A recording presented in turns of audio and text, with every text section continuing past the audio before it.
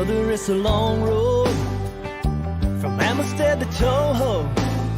Doesn't matter which way you go, the miles are all the same. But when you finally get there, and when you pull the cover off, then it's time to get a little bit lost out on the lake.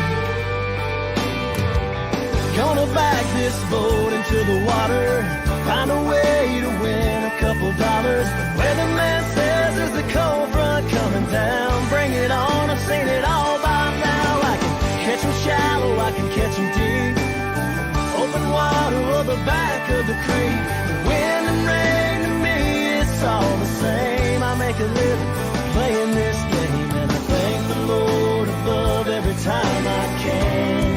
I get to be a fisherman.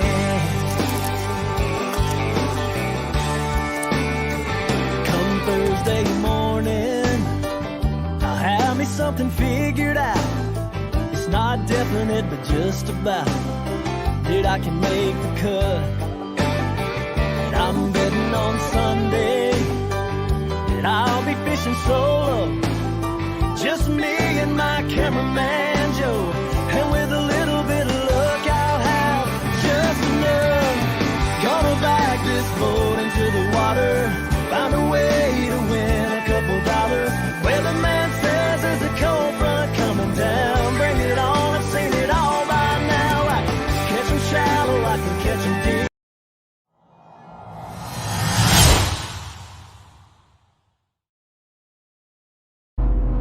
KBBT is brought to you by Motor Guide, Eford Outdoors, Ray's Eyewear, Amped Outdoors, Kayak Angler Solutions, and Tourney Tag.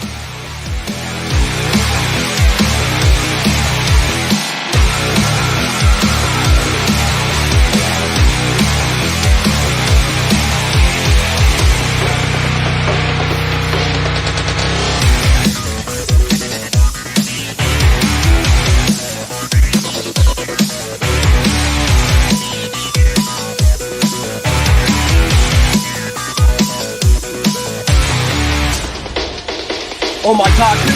Look at the Let's go! Dang, baby!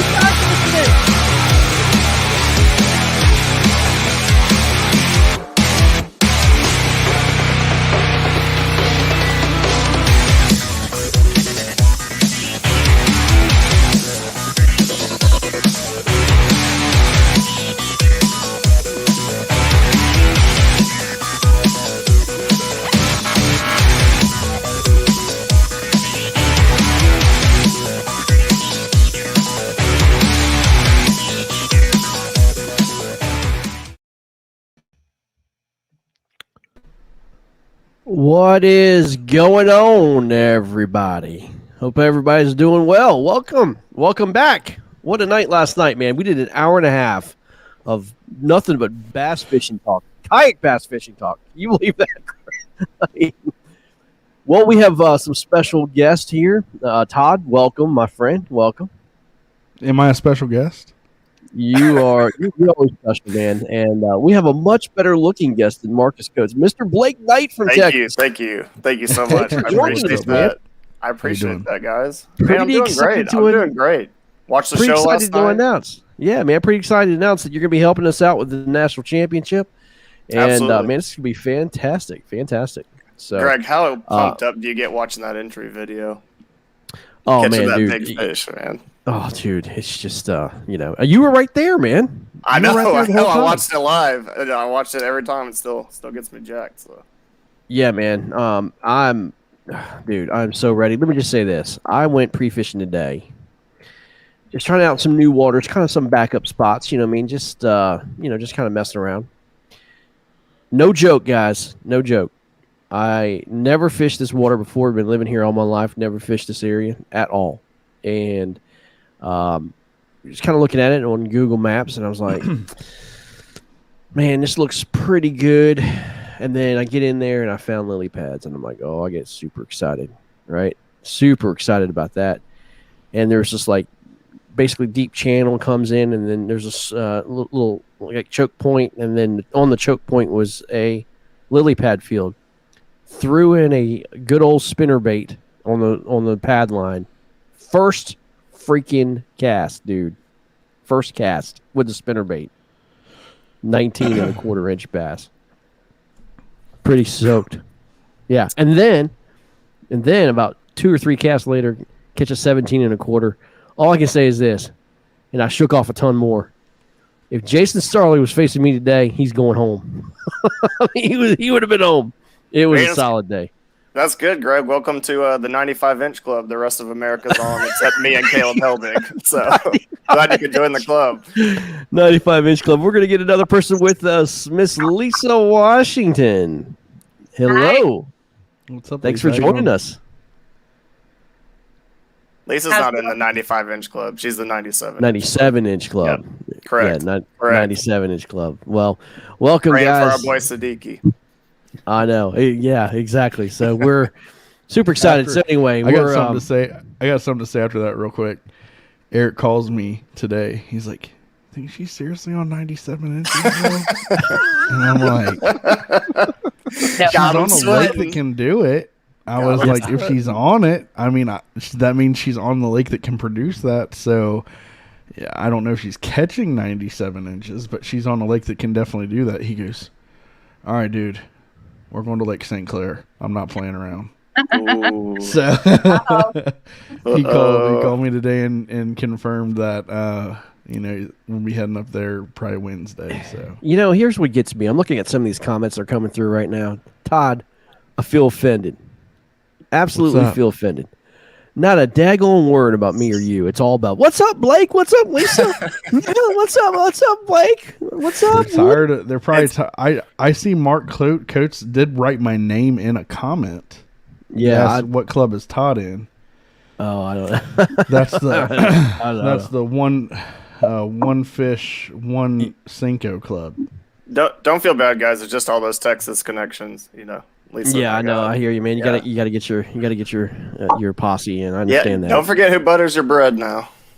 Exactly. The Texas guys are always signing up. So for sure. Well, y'all, let's go ahead and get into this. We talked about last night, man. The red side of the bracket, and I, was just shocked. To be honest with you, just shocked to see the confidence. Really, I mean, just. Oozing confidence of some of these anglers thinking that they're going to be in the mid 90s. A lot of them have been on good bites, man. Pre-fishing, but you know how this goes, man. You can pre-fish your heart out, man, but when it comes to tournament day and there's other boats on the water come Saturday and the weekend, man, it just makes things tough. You're sharing water. I was kind of pre-fishing this weekend on the Potomac River, and there was bass boats every freaking where. So you're gonna be sharing water, and it's just gonna be different. It's gonna be a different story. But a lot of these guys, guys are putting up these numbers now. Weathers can change. I mean, all sorts of stuff can change, man. Especially in Florida. I'm definitely a little concerned in Florida, but we'll see what happens. These guys are very confident in what they're doing. Have several people, and we'll talk about it when we get to the brackets or the other side of the brackets, but several of these guys are very, very confident with what's going on in Florida. So I don't know, man. We'll see. But we are going to talk the blue bracket, and this is more of the western side of the bracket, really. I mean, it's more of the western region.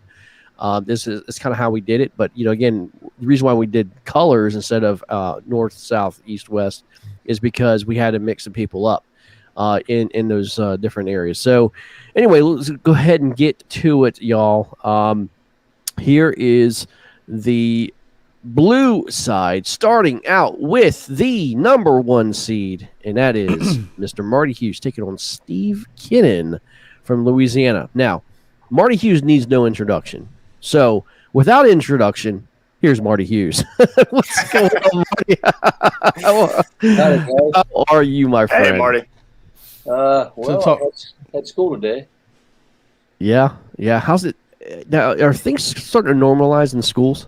Are you kidding me? No. This is my beard. What there is of it nobody knows I have one because I got to wear a mask. We got to wear a mask all day. Oh yeah. How uncomfortable is that, man? Oh my gosh! I mean, we wore them 15 years ago as buffs, and now it's like now I have to wear it. Right? Ugh. But I'm not complaining. I mean, it's just part of the deal, But you know what? I'm vaccinated. I'm feeling pretty good right now. So for a while. Well, I mean, what's Nebraska's take on this? I mean, are they going to allow, once the vaccinations take place? Have you heard? Are they going to be following more Texas's route, or are they going to be kind of? I think they're going to be. Nebraska's done a pretty good job. We only have one case in our entire area here. Wow. I think it's going to be all right, but I think we took pretty good measures here. I think everybody kind of helped out, but it's kind of stinks, we got to go through. But the kids have done pretty well, and I walk around mask up, Yeah. But they've been pretty good, and everybody wants to get outside now, and I coach track too, besides being the principal guy, and that's kind of fun being on the kids outside. So, and there's a lot of activities going on. So I don't get much time to fish. So we'll see what happens here. Well, that's where we're going to lead you in. I mean, you got number 16 seed. You are the top seed. Congratulations on your top seed, sir. Well deserved. You drew my name out of a hat. I know. That's how you did it. I promise you that was not the case. Yeah, now, Marcus, I can tell you straight up, is like Marty's definitely not a top seed. I'm the top seed in the blue bracket. I had to fight him down, whip him with the stick. I'm like, you're insane. The next time you win a live event, come talk to me. Then his feelings got hurt. Then his feelings got hurt when he ended up not even being a 2. He got a 3. Yeah, well, if Mark hadn't known about the Nico, he wouldn't be where he's at. Just tell him that. Oh boy! Oh boy! I love it, Marty. But I want to say hi to talk. Oh, sorry. Go ahead. I just want to say hi to Blake and Todd and Lisa and Greg. I watch you guys a lot. Yeah. And not during the school day though, only at night. So. I hear you. Sure. But you guys did a good job. Thank you, man. Marty, I wanted to ask you because last time I had the pleasure of speaking to you, I was with Marcus. We were mid a gin exorcism. I was performing on Mr. Coates, and told me your fish hadn't quite moved up yet. Yeah. Where are you at with that now? Oh, guess what? Still haven't. But here's the deal. Here's the deal. Here's the deal, though, guys and Lisa, is I'm going to have the exact same conditions I had Saturday for the next 2 weeks. Okay. Winds out of the north. It's going to be overcast a little bit. The females can't wait to get out. The place I've got right now, it's just going to stay stable, I think, is the big ones are in the creek channel, and they pop up every once in a while, and I just pick them off. And there's a flat right there, and the males have started coming out. And the males are 17, 18 inches there. And I've got 20s and 21s. And this last Saturday, I put up 92 in we had like a introductory tournament for our league or our club. And I won that with 92 inches. It's the whole state. And won it with 92 inches, and it was north winds. It was cold. My water is muddy. I mean, it's chocolate milk. And I still found them. And I had like 20 bites and landed 12 and lost 2 giants. Landed the same 19 and a half twice, 4 hours apart. So that one's trained. I guess got to get her to do it again. But I think that for me, it's going to be the same. But here's the deal. What I'm banking on is that maybe the spawn starts, if I can get past the first round, that spawn's going to, because they can't wait much longer. And that spawn's going to start that following week. And I may have to give up a tournament here to go do that, because I don't think I can do it at a tournament, with 30 other guys in the same pond, No way. I mean, that's a lot of decisions are being made like that right now, Marty. I mean, yeah. And, yeah. Go ahead, Greg. Well, I mean, do you try to go after the 10 grand, or do you try to go to both? I mean, we've got some anglers yesterday we're talking about, they're trying to go after a live, try to do both. And, good luck to you, man. I mean, right now, I think it's a little risky move to do a live event plus this, because, I mean, a lot of these guys are putting up what so-called 90-inch bags. So you're not going to do that in a live event consistently. I'd like the opportunity to face Mark one-on-one on a neutral lake. And we're good friends, but I just want to. We both want to meet up. And that would be fun. I want to get the green machine, man. That's I call them. Yeah, I mean that would be fun. By the way, guys, before we go any further, we are doing a contest. The fill your bracket out. I posted it just about an hour ago. You can download a PDF file, fill your bracket out, take a little snapshot of it, upload it into the comments, and that's your entry. And then the winner, it's free. Just enter it. Fill your bracket out. It's free, and the winner of the bracket will do it by point system. Just standard bracket point system. And we'll determine the winner. The winner gets $100 gift card of your choice. And basically, if you're married, it's your wife's choice. So you know how that goes. So anyway, just fill your bracket out. Love to have it, man. It'd be great. So anyway. Yeah, a lot of people were asking about that and things, but to go back on your point, about people making decisions on if I fish a live event,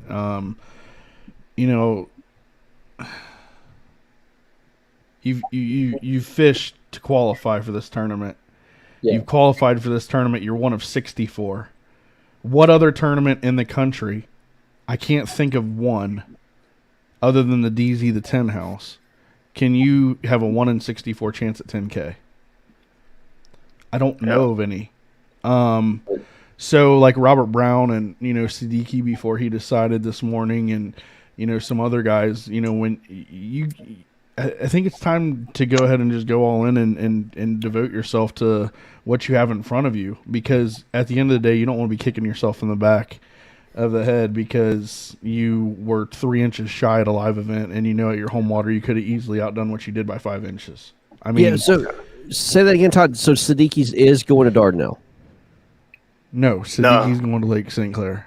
Oh, yeah, Lisa. Freaking out last night. Yeah, he called me. He called me this morning, and and then I also talked to Warchall again, and he did over 100 inches again today, so he has locked and loaded his spot. PBs are being caught on Lake St. Clair right now and Lake Erie, so. I think what I say to that?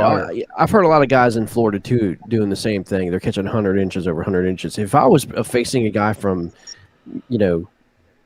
like a John Warchall or all these guys in Florida, I would encourage him, keep on catching 100 inches. Go after it. Keep doing it every day. Just rip their freaking faces off. You know what I mean? Go ahead, because eventually that's going to stop. Those bats are going to smarten up and not bite. So, but like we did say, the smallmouth are probably the dumber of the two species. They are. They're stupid. So they're the more aggressive, and you can catch them dudes a lot. So right. It's going to be awesome to see about these Texas guys because we don't have to talk about the North today except for Marty Hughes. And I'm facing the Texas guy. You're facing. I know, but you're a North guy. I know. Would you consider yourself a North guy?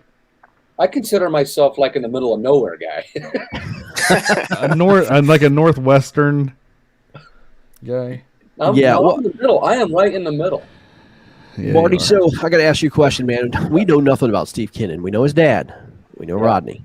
Okay, so it's kind of like Rodney's probably giving him a lot of information. He's giving him his boat. He's giving him his rods, his baits, his techniques, his tricks, his hog trough. I mean, all that stuff. I mean, Rodney's, doing the best he can. And our prayers are with Rodney as he recovers from surgery. Yeah. And then his brother Brad's going to be there, helping him through. And, there's some spots that, Rodney has.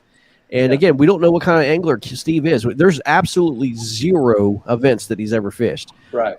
He's a law enforcement. He doesn't have a lot of time to fish or whatever. But man, that to me, I think you have one of the hardest matchups because it's just the unknown, man. I mean, we don't know what he can do. Yeah, I do. I mean, I've done my scouting report, but obviously it's not against him; it's against the fish. But I just got to hope my Husker fish are bigger than those Texas fish. Right. And I know I can catch them. There's no doubt about it. But you're right. But the one thing I have, I guess, the advantage I have is experience. I've got 23 years in a kayak fishing, and he has 0, and that's the advantage I have. But the thing is that he knows how to fish for bass. But the thing is you got to put them on a board in a kayak and get them in. That's a skill in itself. Boy, that's so Absolutely. true. And that's so true. And I'm a guy when I coached a long time, and I look for every little edge I can find. When I'm competing, whether it's how you tie your shoe, even down to tying your shoelaces. Whatever it is. you find every little edge you can, because it's like this past Saturday, you know, I tied for first place with 92 inches, but won on a quarter inch. You know, that was the slight. What was the slight edge? You know. Yeah. And I still missed two. I missed 2 fish at the boat that I should have had in the net. That's the skill, you know, in getting him in that boat. Marty, what's your philosophy of finding big fish? I mean, it seems like with you just kind of looking from afar off, you just plow through the small ones until you get the big ones. Yeah, you know that's what I mean? absolutely correct. My philosophy is kind of like Conrad's in a way. You know, there's going to be little fish there, you know, but you just pick them off, and keep going. And my lure, I was guiding yesterday. I did a fishing school yesterday, and I don't know if you heard about it, but there was a capsized kayaker and his life got saved. I saw that. Oh my gosh, that was horrible. But he's saved. And then, but the thing that I told the guy was, you know, the more you have your lure in the water, the better chance you have. But a lot of guys, they just like move around. I'm not being critical here, but a lot of guys move around. And they don't get in the water. You got to get it in the water and not give up anything. Every twig, every rock, whatever it is, and just cover water. And what I do is just like, I find out where they're not at, and then constantly in that small area, and then I leave it alone for a while, and it reloads. It always reloads. Sure. Well, and then be patient for the feeding times. You know my philosophy on the drive-through. I think I've told you this before, Todd. You know, there's the main feeding times, and then you got the drive-throughs. It's like, you know, you go through McDonald's or go to see a McDonald's at 10 o'clock in the morning. There's 2 or 3 cars there, right?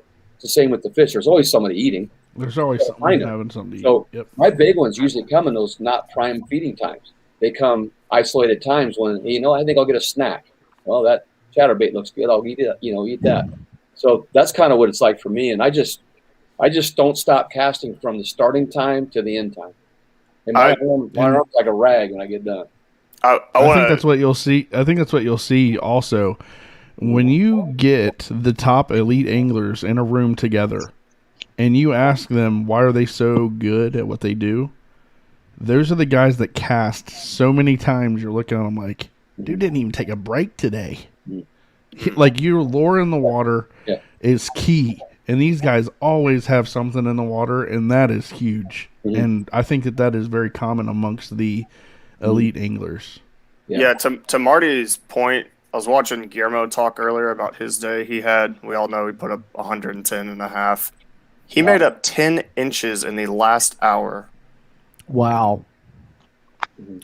He caught a 22 and a 21 in the last hour. So just what Marty's talking about, for all you guys in the tournament that are grinding, it's not over till it's over. Last year when I won Table Rock, my last fish was caught. My last scoreable fish was caught in the last minute, just over a minute, and I got it in. And at national championship that same year down in was it Louisiana? I got my fish with a minute to go there, and went and ended up 15th for that day in the final day.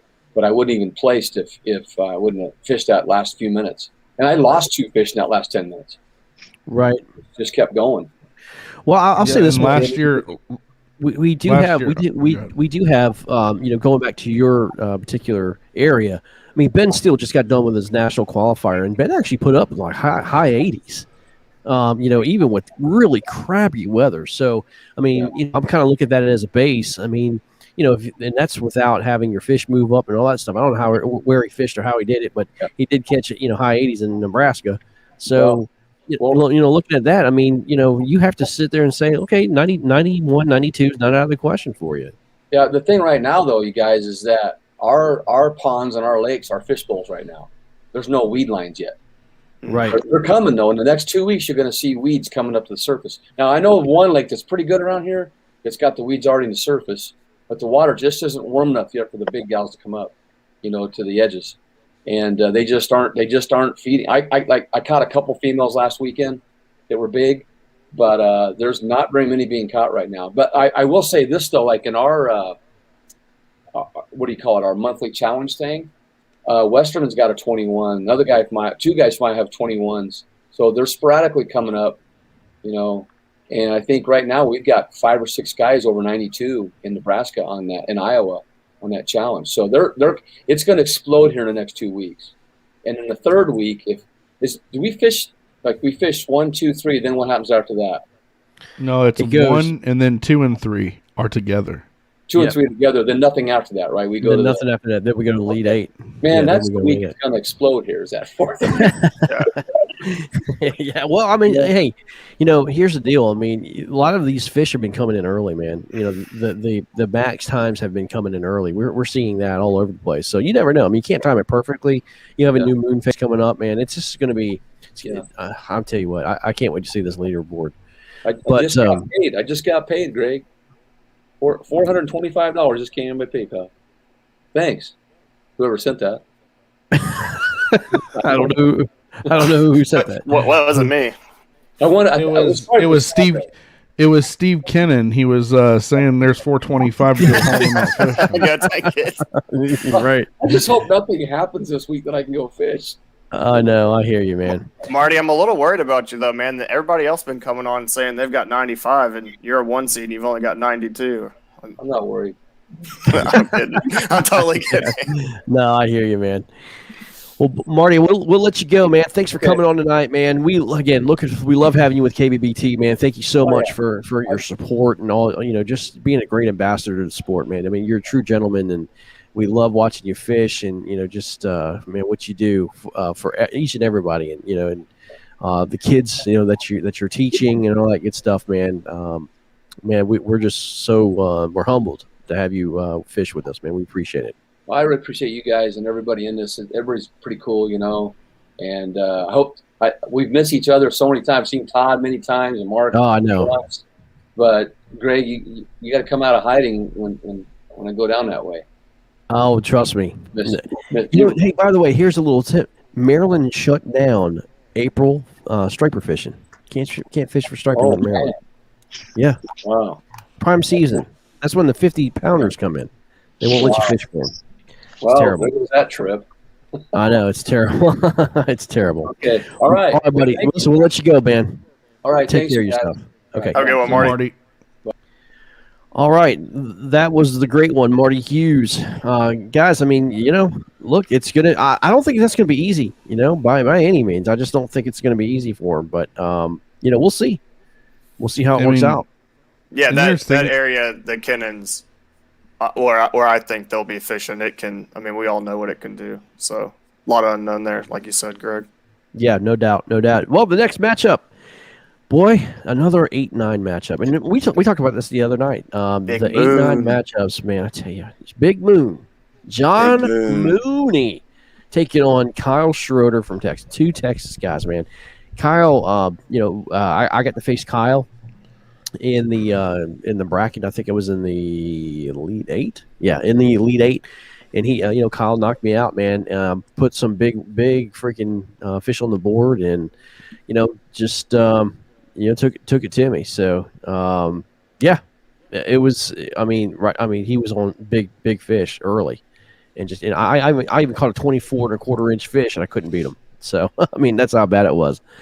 I mean, how do you lose?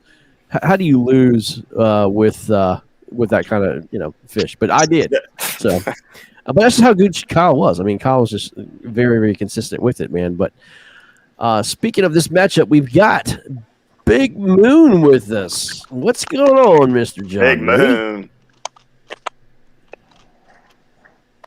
Can you hear me, John? What do y'all say? What's going on, man? Hey, come What's a little up, buddy? closer. Come a little close. Oh, there he goes. He's off. Yeah. Sounded like a mouse was running across his phone or something. But guys, what do y'all think about this matchup? I mean, dude, this is a coin flip. I don't know. I have no idea who's going to win this. I have no clue. It's hard to pick this one. It's going to I be don't tough. know if it. I don't Go know ahead, if it's Lisa. quite the. Good. Okay. It's going to be tough. I mean, I know both of them pretty well. I've watched them both fish quite a bit, and it's definitely going to be a close matchup. I know I told Kyle before the bracket was revealed, I said, if I go up against you, I'm coming to fish with you at Fairfield. Yeah. Go ahead, Todd. I was just gonna say I'm not sure how close it's gonna be, but we do know that both these guys have had their spot in KBBT where they've done well. Right. I mean, John. I think John's due. For a good run here, and I'm looking forward to seeing what he can do. But both these guys out of Texas, you never know, man. You never know. Yeah, Schroeder looks more consistent, but I fish with Mooney on a lot of the local trails, and when Mooney gets on him, man, I watched him catch an 11 something at Rayburn in my first year kayak fishing. Wow. An 11.2.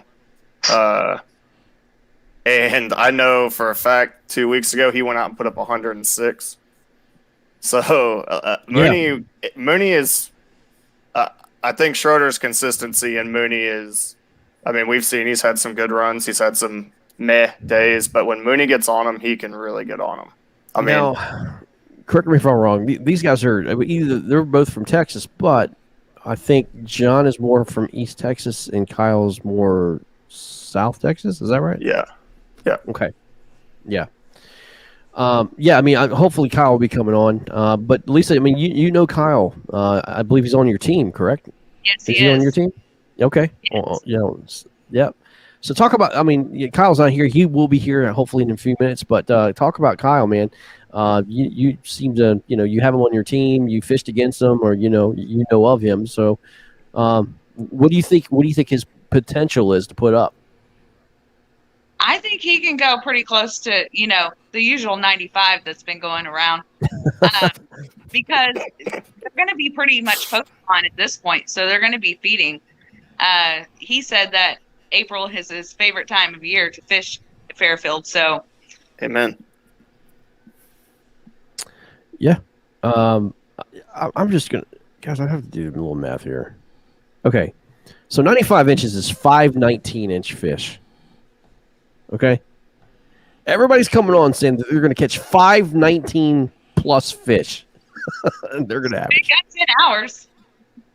But Greg, to your point, we arguably have fished you've picked probably the best month nationally to fish. I know across the country. We did that on purpose. Sounds crazy, but I don't think it's crazy at all. I think we're going to see a bunch of 100-inch bags, and I said a bunch. I mean a bunch. I think we're going to see more than 5 100-inch bags day one. This is one of the matchups in this bracket that I could see going 100. Oh, wow. I mean, just the waters they're fishing with 10 hours. If they're on, they're going to be on. I mean, that's what's so great about scary. That's what I love about the bracket. Okay, and this was when we first started the bracket. That was kind of highly disputed, but we gave 10 hours. A lot of people were like, well, most of these tournaments that you're fishing are basically 7.5 to 8 hours. But we really wanted a little bit of piece of the morning bite and then a little bit of piece of the evening bite. And I'm telling you, it's like magic hour between 3:30 and 4:30, your local time. Something just happens, and people just start catching fish, a ton of fish. And we've seen many matches win in the last hour, to overtake whatever close matchups or whatever they may be. I mean, Conrad Benetti won the first championship with 20 minutes to go. He put up, I think it was a 19 1/4, and wound up, leapfrogging Matt Frentress he went 97 inches to Matt's 95 1/4. So, I mean, I can tell you straight up, with the I use what's called Bass Forecast, and I was looking through the week, here, and it looks like the prime eating windows are 6:30 to 8 and 3:30 to 5:30. Those are the major eating periods come this weekend, here. And again, I mean, I assume it's pretty much the same all over the place, but that is the prime eating windows. So what I'm trying to say is, you better be on your A game right from the gun. You know what I mean? They could be chewing right on the first cast. And, that could be determined, if you're going to be putting up those 100-inch bags. So who knows? I mean, for this matchup in particular, and Lisa can speak to this, the lakes they're probably fishing in a tournament, a live event, you probably got to have 95 to win. Yeah. They're getting 10 hours. 95 plus. I mean, most of we fish in the Southeast Texas tournament, and there's 10 plus guys in this bracket that fish that trail with us, and yeah, you got to have over 95 inches easy, if not 100. Yeah. Right. Yeah. And they're not even fishing live events, and they're getting 10 hours. So, I mean, to see this matchup going 100, can see it. That would be incredible. Yeah, It's I mean, just- Greg, just within the I realm gotta, of I would say possibility. improbable, but that would be incredible. Greg, I got to tell you something about the North too. Lake St. Clair's trail event last year that my club hosted with Topwater. Hey, Lisa, you keep laughing. North is gonna smash. Hey, She's scared. That's a nervous laugh. there were No, there not at all. there were like 25 anglers 90 plus in a tournament, in a live tournament, and it took 125 to win. Right. Yeah, I wouldn't say anything about the North. I was just talking about this matchup in particular with No, these I guys was just saying. that are I'm just fishing. saying Yeah. in general, just to back up the point of Greg's like at 95. Now we're here 95 everywhere. I mean, other than South Georgia and Florida, I mean, April and May are crazy hot months across the country. Oh yeah. They are. Yeah, but again, I'm just looking at, I guess more regionally than anything else. It's just I see what kind of monthly numbers come out and or something like that, but it takes a whole month to get that. We're talking about doing this in a day, and it's just, I don't know. There's just so many factors that can be put into that, but I don't know.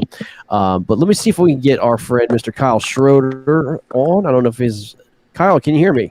What's up, Yeah, I Kyle? can hear, pretty staticky from what I'm hearing. I got you, man. Well, how you doing, bud? I'm doing good. Just got back from working out and getting some groceries. Yeah, man.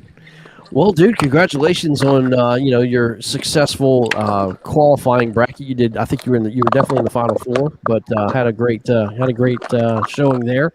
And man, you have a tough matchup, man, against the Big Moon, John Mooney, man. What was your thoughts when the bracket first came out and you saw your name against John's?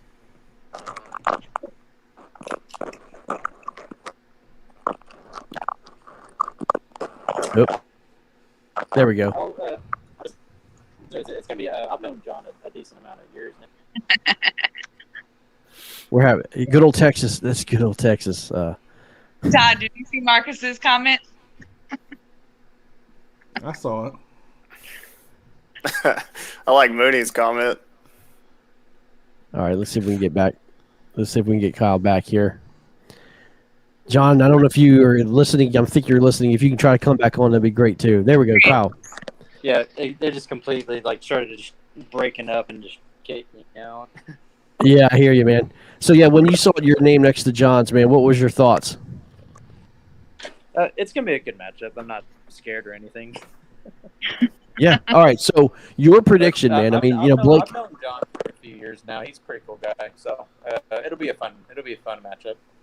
For sure. Where the fuck this camera's doing? What do you think, dude? What do you think about Blake's comment about you guys both putting up over 100 inches or at 100 inches this weekend? It's gonna be tough because we're gonna get this consistent cold weather coming in, so it might make the fishing a little tough. We're gonna be fishing on the tail end of it, so it's gonna be stable-ish. It's gonna be 3 or 4 days consistently in a row of that, rather than say you fish the second day after. It's just block water. I think that it's supposed to get down to what the upper 40s and on Saturday morning, which is pretty low compared to what we got, and then it's going to get up to the 70s, I think. But by that point, I don't think it's going to change fishing too much. At 2 weeks ago, most fish were pushing up for spawn or still cruising. At this point, where I'm going, I'm thinking most are either going to be spawned out or just a few left on beds. There's probably a lot of males guarding those females. Probably most of those females are going to be cruising around if they've already spawned out. But and last year at this time, they usually, the place I go, it's typically bluegill spawns already kicking in pretty hard. And from a couple of lakes I've seen from some of our friends, the shad are starting to spawn too. So it's going to make it pretty interesting. Yeah, that's going to be really interesting. The old shad spawn, man, the old Texas shad spawn. That usually means giants school together and just start tearing it up. Get your spooks out, man, because it's going to happen soon. I don't even think I've caught a topwater fish all year. I haven't either, man. I tried today. Same boat. Still no topwater fish yet. All right, John, can you hear us? Hey, John. Yeah, I can hear you now. There we go, Hey, man. Big Moon. What's going on, guys? What's Hey, going on? John, man, listen, you know, get an 8-9 matchup against Kyle Schroeder, buddy. You know, you've been on a fire. You've been, you know, just tearing the bass up, man. You know, what do you think, man? What's it going to take, bro? Man, I'm hoping to push that 105 inch and Whew. bust Jim's record right off the bat. No, that was at a final. That was at a final. Yeah. 110 is the record. We're gonna aim high. Jesus. Yeah, that's right. And I didn't say they both would go over 100. I said out of the matchups in this Oh, bracket, 110. this is one I Okay. could see going 100. Like, I think both these guys could put up some stellar bags in a full day's work. Right. We got some Usually static my somewhere. better ones come not really in the like heart of the spawn, more like it's like just starting that post spawn typically, and then especially around that bluegill spawn, I usually start getting some better quality fish. Right. When we were there a few weeks ago, it was kind of like a crapshoot. Like the only big ones I saw were still cruising, and most of the females I saw in beds were like 17, 18s. I think I saw like 2 fish the entire 4 days I was out on that lake that were actually like 20 plus on beds. Every other one was just cruising, pretty much uncatchable. Yeah. Even with the offshore stuff, I could only get like 17s, 18s, but typically post spawn the bigger ones start to be more agreeable. I mean, I like sight fishing, bed fishing, but I really like when they'll actually eat when you don't have to fucking interact with them for every bite. Yeah. No, I got you, man. I got you. Those days were brutal. I mean, like sometimes you get in a stretch, like you catch 3 in a row, like bam, bam, bam, and then sometimes it was like 15, 20 minutes just to get one to bite, and then you go a couple hours in between. Or my all-time favorite, the bass boats power poled onto a group of beds, like they're casting 10 feet away. Like, man, why are we catching them? Right. Yeah. Power poles stuck on their bed. Still got the trolling motor on in the water. Oh, that's hilarious. And you just see them just pitching it to them, and they're both them and the beds are in open water too, so they're not in cover at all. Right. They never caught shit. That is hilarious. It was so nice. Like, oh man, I got a good 18, 19 incher. Nope, power. The bass boat rolls up, power rolls down. I'm like, God dang it. They stayed there for an hour. Did not.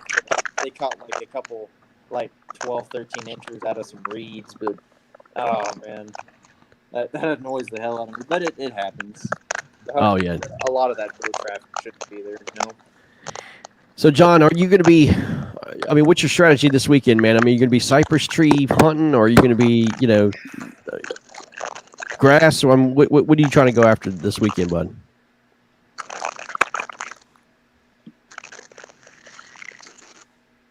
I think he's froze. Yeah, he's froze again.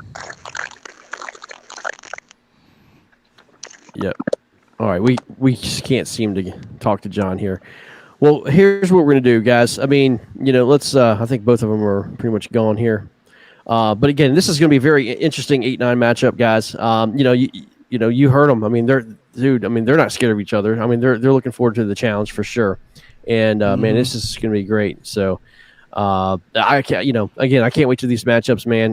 You know, it's gonna be a great 8-9 matchup. I mean, it's a coin flip for these guys, man. Again, we're not making picks tonight, but you know, we'll see what happens. And you know, it's going to be fun. And again, like Blake says, he thinks that this could be a major, over 100 or 100 inches for each of them it's going to take. So, all right, we're going to move on to the next matchup, and that's Caleb Helbig from Texas versus Shad Schaefer from Kansas. Man, these guys, I mean, you know, this is an ultimate 5-12 matchup. I think Shad is, again, one of these guys, man, that you better know. And you know, you better get to know his name, because I got an opportunity to fish with this guy. You know, just messing around, and I tell you, man, he knows what he's doing. And Caleb has obviously proved himself, another Lisa Washington teammate, right? And Yes. Caleb has been absolutely flat out on fire, and it's going to be a great matchup. And I'm not saying upset, but this is a 5-12 matchup that Caleb cannot rest on his laurels, I don't think. So Right. I know the lake that he had been fishing and I was going to fish, there's a big tournament out there this weekend. So might be 100+ people and we're just not chancing it. So we're going elsewhere and we're not fishing the same lake, but. Yeah, for sure. Yep. Well, let's talk to these two gentlemen. We've got Caleb and Shad. Gentlemen, thanks for joining us tonight. What's going on? What's up, guys? Caleb, let's start with you, buddy. Man, your confidence must be at an all-time high as a fisherman. I mean, have you ever fished this well in your life? Let's be honest. Well, I mean, every time I go out, I try to make myself better, and I feel like I am kind of getting better the more I do it. So I hope it keeps improving. But I'm feeling pretty good right now. But you always gotta go into it and do the best you can, no matter what. See that trophy in the back over there? Is that a Southeast Texas trophy back there, Caleb? Yeah, Southeast Texas. Yeah. Class championship. First place, right? Yeah. One thing Caleb gets is being able to fish live. Going in there and fishing really well live. I mean, he's always putting big fish up on the board every time he goes live, man. So we get the opportunity to catch it. You had a real good run. I think you lost. You were in the Final Four, and then you lost to was it Jason or Jim? Yes. Yeah. It was Jason. It was Jason. Yeah. You had a real bad day that one day.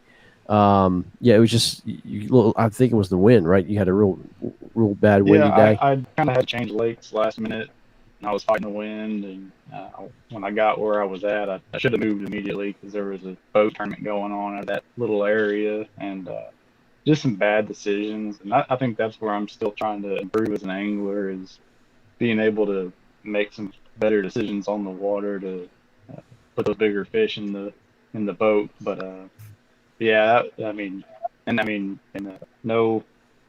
nothing to take away from what Jason did that day. I mean, I think he put up over 90 inches. I mean, he put up a solid score that day. But I wasn't in it, and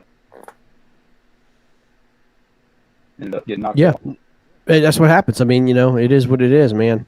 Well, Shad, up and comer here, man. As I said, you've been in a couple KBBT events before. Got an opportunity to meet you in person. Again, you fished with it was Joe, right? Yep. Joe Douglas, and then also Richie McMichael and yourself and I had a good time out. I think we were in Kansas, right? Yeah, we were in Kansas at Kansas Reservoir, right?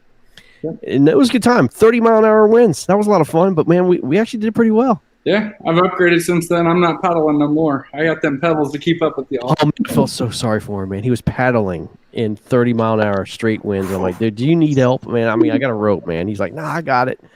And he was just catching fish after fish after fish. It was pretty crazy. But, Chad, I mean, when you saw your matchup, 5-12 matchup, out of basically the Western region, so to speak, the Blue region, what did you think about your ranking? Let's talk about that. Let's be honest. What did you think about the 12 ranking?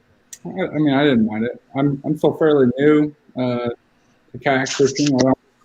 I haven't done great in a lot of live events. I've done decent in these, but I've been unfortunate and got paired up with some Midwest guys like Richie McMichael and Marty Hughes. And those are the only two guys that have knocked me out of KBBT. So yeah, and you had a real good run too, man. In one of those brackets, I do remember you had a strong run. So, but I mean, look, man, this is the national championship. Thank you for joining, by the way, the national championship. But you got your hands full with Caleb, man. What's your plans, and what do you think it's going to take for you to take the win? Well, I'm good for about 73.5. No. My man, finally, somebody some truth. Some truth. We appreciate that. My man. He's good for 73 and a half. Yeah, I got that in 4 fish, man. I'm good. Yeah.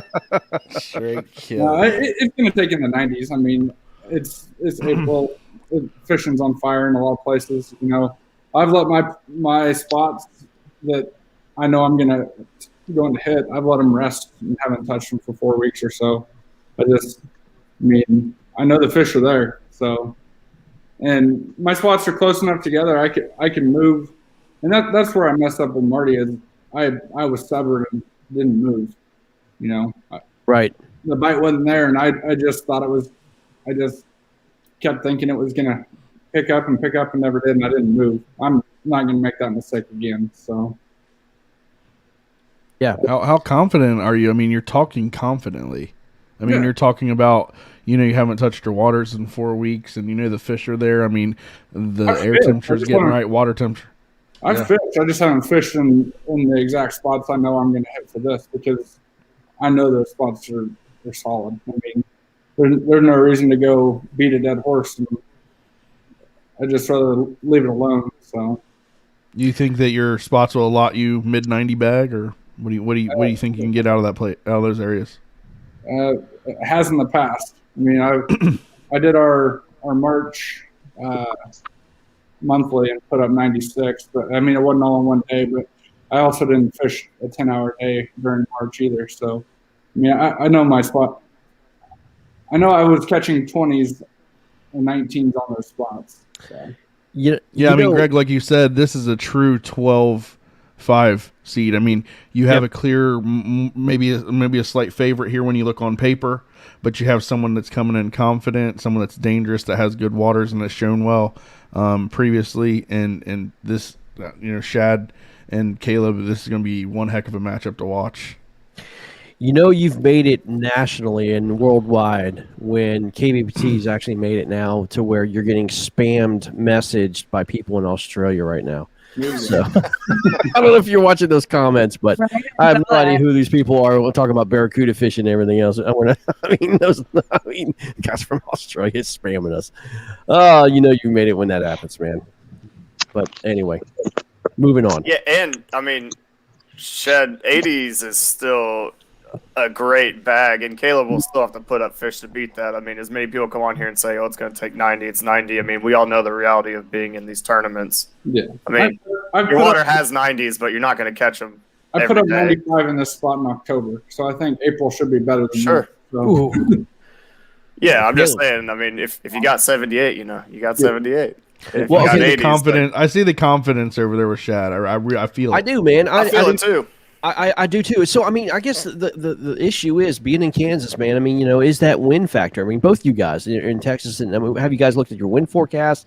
I mean, Marty was talking about north winds. I mean, what's the deal? I went to the normal Kansas 15 to 20. I mean, that's every day here. So sure, I'm used to that. So and yeah, Caleb, last I saw Caleb on live, he was surfing.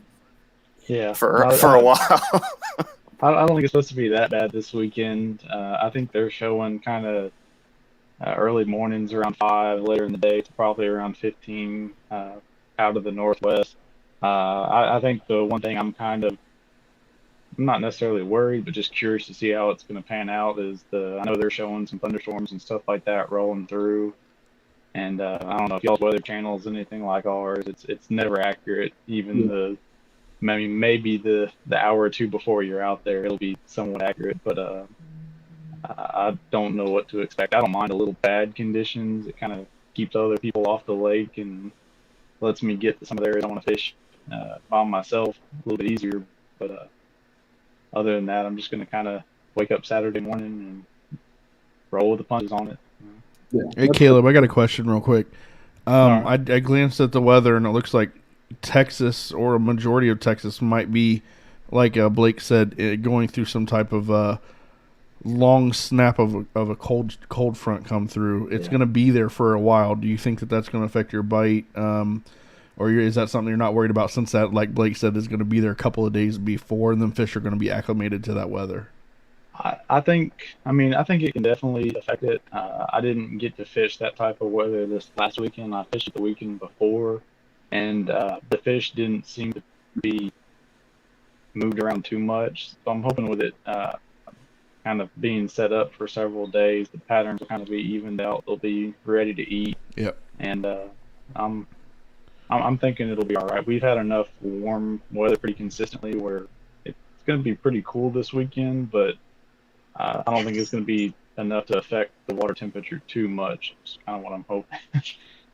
One thing I love about this matchup is very similar styles of fishing. These guys, I mean, very similar personalities, very similar styles of fishing that we've seen. And, this is going to be, as I said, this is going to be a close one, guys. I mean, it's just going to be determined on which state and their fish cooperate. I mean, it's what it is. It has nothing to do with your skill or ability. I just think it's going to have to do with the overall macro conditions, man, and, let the better man win. I mean, that's just what it is. And, I think whoever puts up the big kicker early, is going to have the advantage. I just think that's just the way it's going to go. But I think that early bite's going to be huge, man, especially with your lower winds in the morning. I think that early bite's going to be key in this matchup for sure. Yeah, they're calling for rain here Friday, but like you were saying, how that's hit or miss. It could get pushed back to Saturday at this point. And I mean, it's supposed to be in the low 50s here, so if it does rain in the low 50s, that water is going to be a little cold, so that has a possibility of screwing some stuff up. But I mean, it hasn't got real hot here yet, so I mean, these fish are pretty used to a little bit colder water.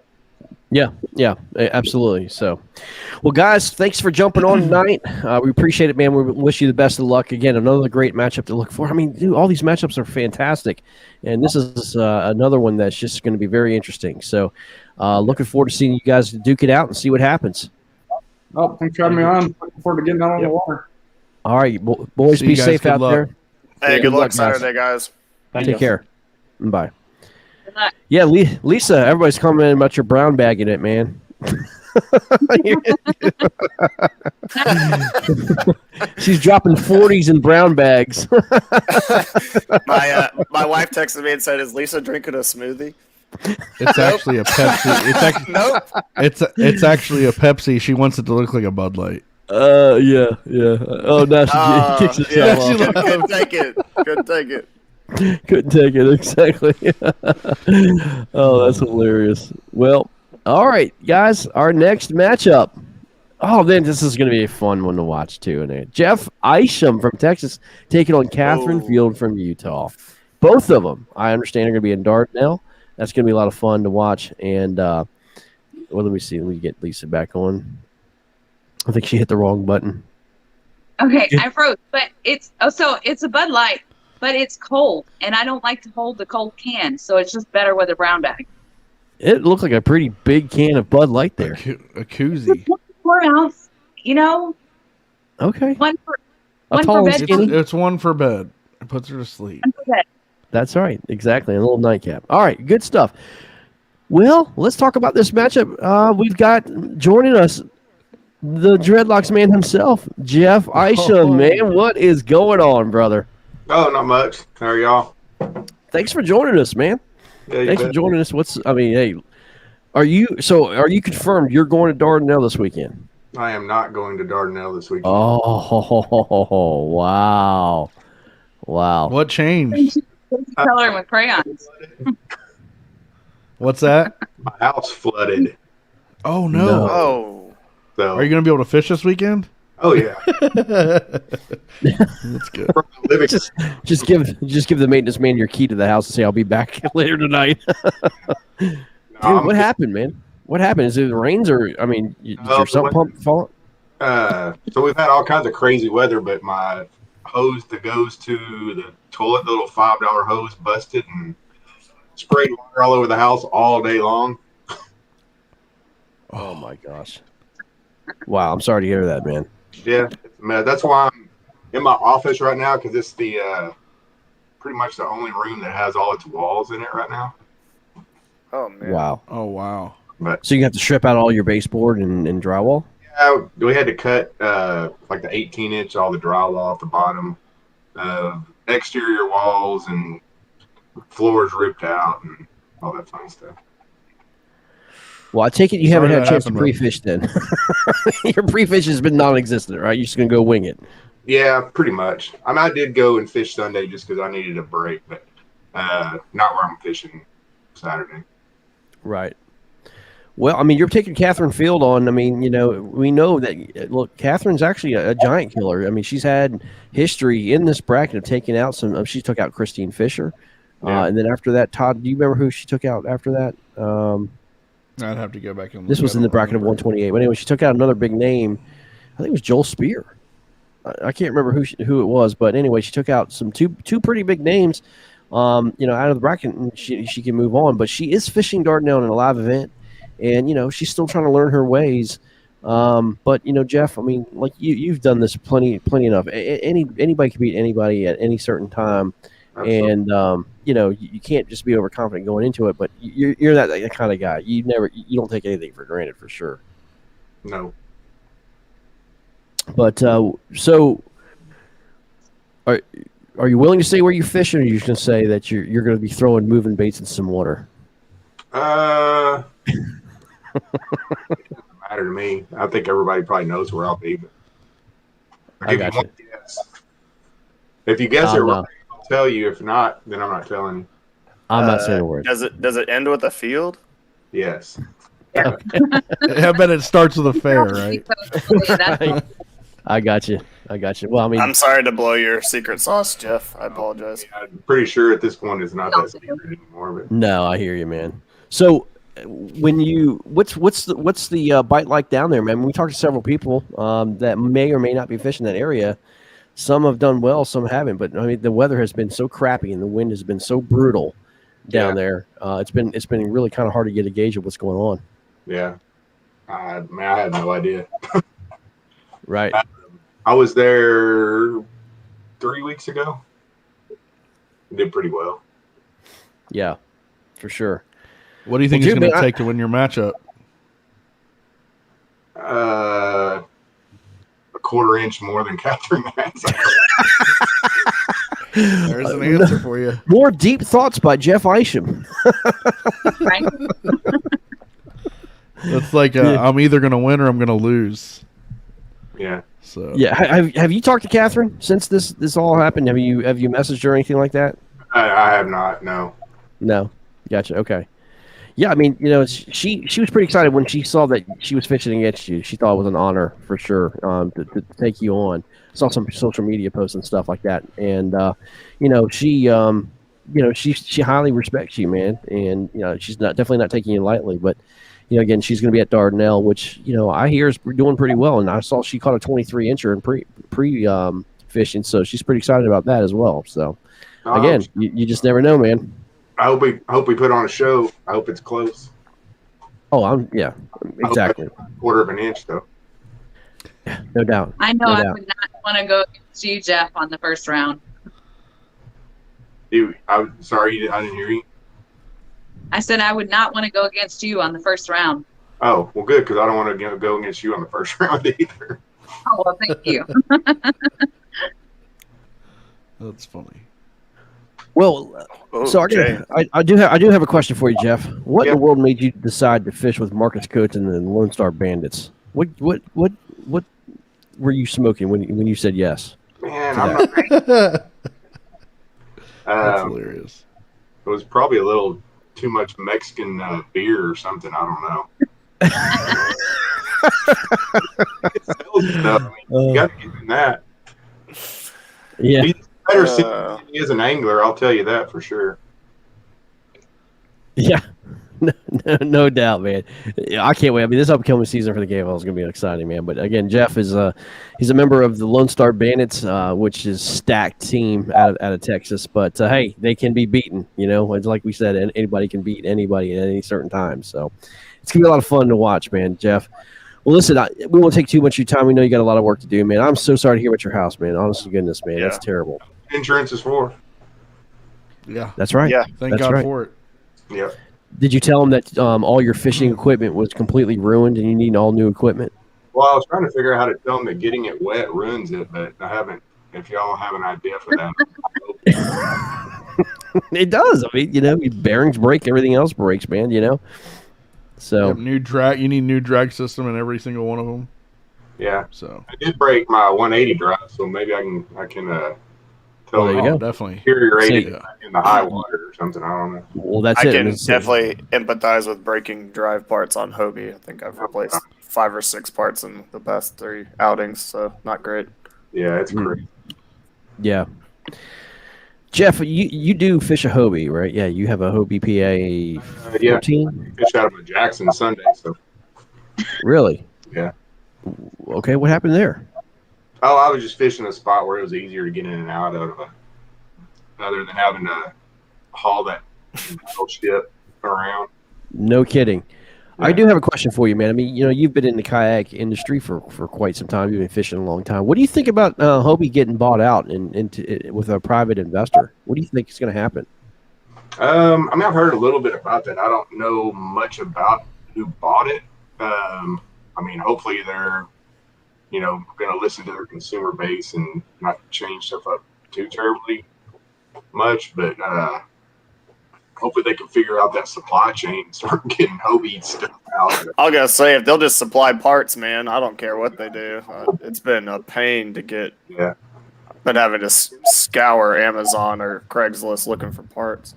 Yeah, I mean, I think that's kind of industry wide right now, but it is. It is, but still, I mean, Hobie. I understand that it was a private equity firm. They're going to possibly break up the company into separate parts and then sell each individual part out.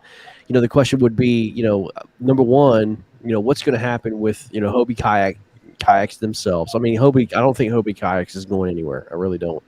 I mean, it's just too profitable of a company. But again, who knows? I mean, I do know that they were supposed to be bought out by the Johnson Group. The deal blew up last year at the table. Just never happened. And the private equity group comes in, and these guys are just used to taking companies and chopping them up and selling them off.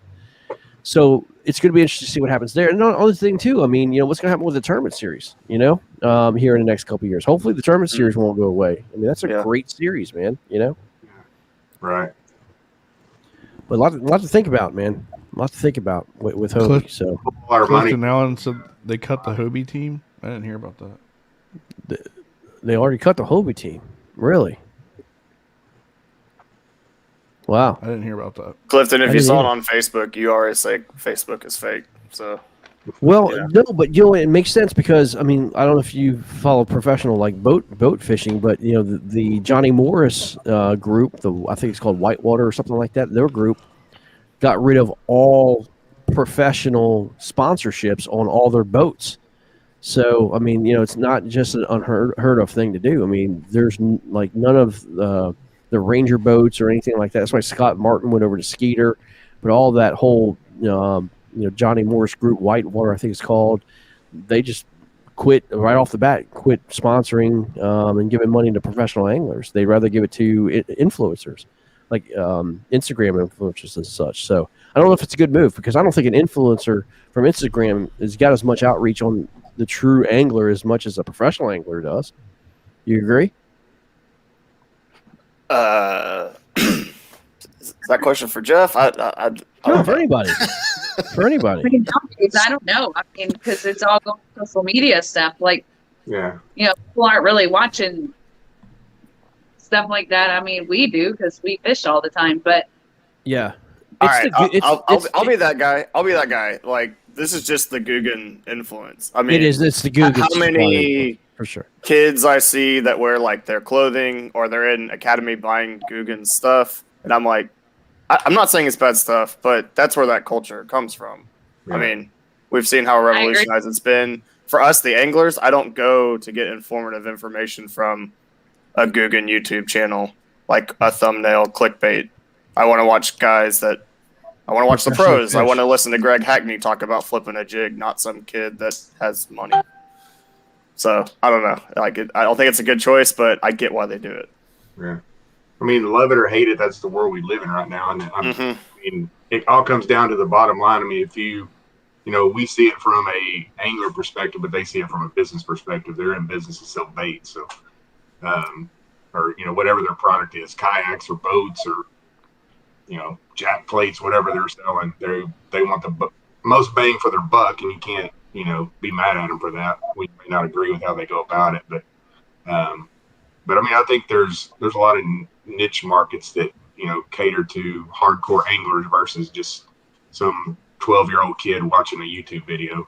Nothing against 12-year-old kids, but I mean, some of them are going to be great anglers someday. But oh, no doubt. The TikTok generation and all that stuff that's coming up. It's just it's. I mean, I just watch my two kids. I mean, all they are is on the freaking TikTok, watching this and that, and they're so influenced. I mean, literally, my daughter went out and bought a pair of shoes. With my mom. My mom took them out, shopping this weekend, and they bought a pair of shoes and an outfit because they saw this thing on TikTok. I mean, a 30-second or a 1-minute video on TikTok. They had to have this pair of shoes because they saw it on TikTok. I think that's what's going on with fishing. I'll be honest with you, like a lot of younger generations are seeing the Milliken fishing and Guggen and all this other stuff, and they don't care what Greg Hackney does. They don't give a crap. I mean, back in the day, like a Rick Klung, whatever, people were going out trying to buy that spinnerbait that Rick Klung, went and got because he won the Bassmaster Classic on it. The Bassmaster Classic winners don't have the influence like the social media influencers do. I mean, it's just crazy, Isham has the most iconic hair in our sport, so the edifice is on you to kind of promote yourself social media wise to bring us back to some normalcy here, Jeff. I'm sorry. YouTube, but I have the other two, but yeah. You're gonna have to do a how-to video on how to tie knots and then how you braid your hair. Yeah. That would be an instant viral video. Hey, you gotta have hair to braid it, Greg. I know. Keep talking about this. It's not braiding. It's dreading, bro. Dreading, whatever. Yeah. Sorry. Completely different. That's true. Mine's on the way up. I'm coming to Jeff for tips and tricks. Well, Jeff, man, good luck.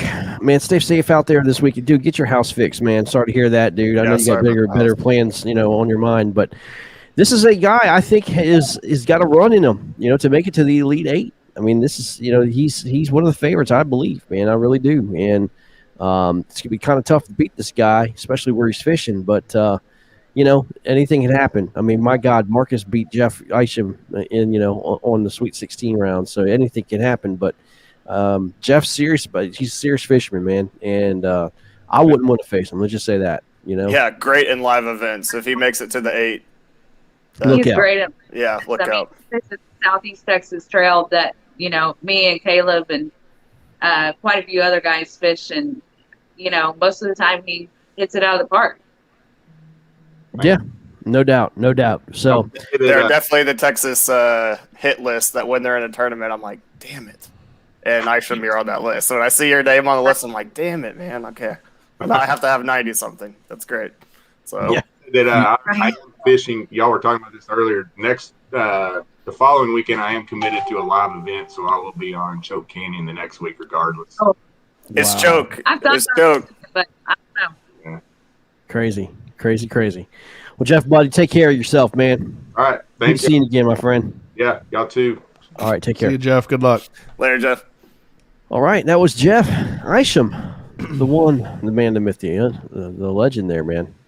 Again, Jeff is, fishing an area he's very confident in. I don't think he really needs to pre-fish a bunch. He knows what to do there. And Catherine's going to have her hands full. On Choke, I mean, he's pretty confident in that too because he does a lot of bass boat tournaments over there. So, yeah, yep, for sure. All right, and now we've got the next matchup: Cayman Rasmussen from Utah taking on Jerry T from Oklahoma. This is a very intriguing matchup to me. Again, this is a fun matchup. I think it's going to be. This is going to be completely two different styles of fishing, two different age groups. I mean, everything you can think of about this. Cayman took on Robert Brown in the national qualifier. He was out in Clear Lake, and Robert Brown had one of the biggest days that he could ever have in his entire career, and Cayman almost came all the way back and almost beat him, and I think lost by a quarter of an inch. It was unbelievable. But this is going to be a great matchup. Let's go ahead and get these two gentlemen on. Cayman and Jerry, how are y'all doing today, man? Oh, we're good. We're good. Cayman, are you in Utah? Yes, we are in Utah. Okay, well, talk about Utah fishing, man. I mean, you've beat me, dude. And I was at Kenansville, Florida, and I couldn't believe it, man. I mean, you cut your personal best against me, of course, and then took me out first round. I was just like, you've got to be kidding me. But you got my attention, man. You got my attention on what kind of fisherman you really are, dude. Because you were fishing like 40 to 60 feet of water, when that happened. Yeah, 35 to about 45. Unbelievable, man. So what's the conditions like there, man? So I'll probably end up in southern Utah. It's bright and sunny, about 70 to 80 degrees in the day, but you're down in the desert, so it drops down to the 50s or so at night. I mean, they're pushing up shallow. It's mainly a pre-spawn right now, but it's right around the corner from being spawned. So the big bag is, 80, 85 inches is not, I mean, that's kind of standard right now for where I'll be fishing. And then anything from there is, a bonus round, but. Gotcha. Jerry is out of Oklahoma. He's known for his very patient style fishing jigs, but he doesn't fish Oklahoma. He always fishes over in Kansas usually, and had a great matchup against Marcus Coates in the last bracket. But Jerry has made runs. I mean, he was in the Elite 8 last time. He's not a stranger putting up near 90 inches, man. So coming out of the first round, it's going to be, you've got to expect at least to come close to 90 inches, right? Oh yeah, it's totally doable here, and that's the cool thing about April in Utah. It's especially the lakes down south, southern Utah. There, the potential is totally there. So, is it mostly largemouth or is it smallmouth? Yeah, it's all largemouth down there. Came in as someone who knows absolutely zero about Utah fishing. I do know Clear Lake. For 10 G's, are you not tempted to run over there and fish Clear Lake a little bit? Because, if it was me, I see those videos. I've seen some tactical Vassin videos. Maybe I'm a little media influence swayed, but when I heard you might be fishing Clear Lake, I was like, ooh. Well, Clear Lake was so great, tactical Bassin moved to Chickamauga. Absolutely.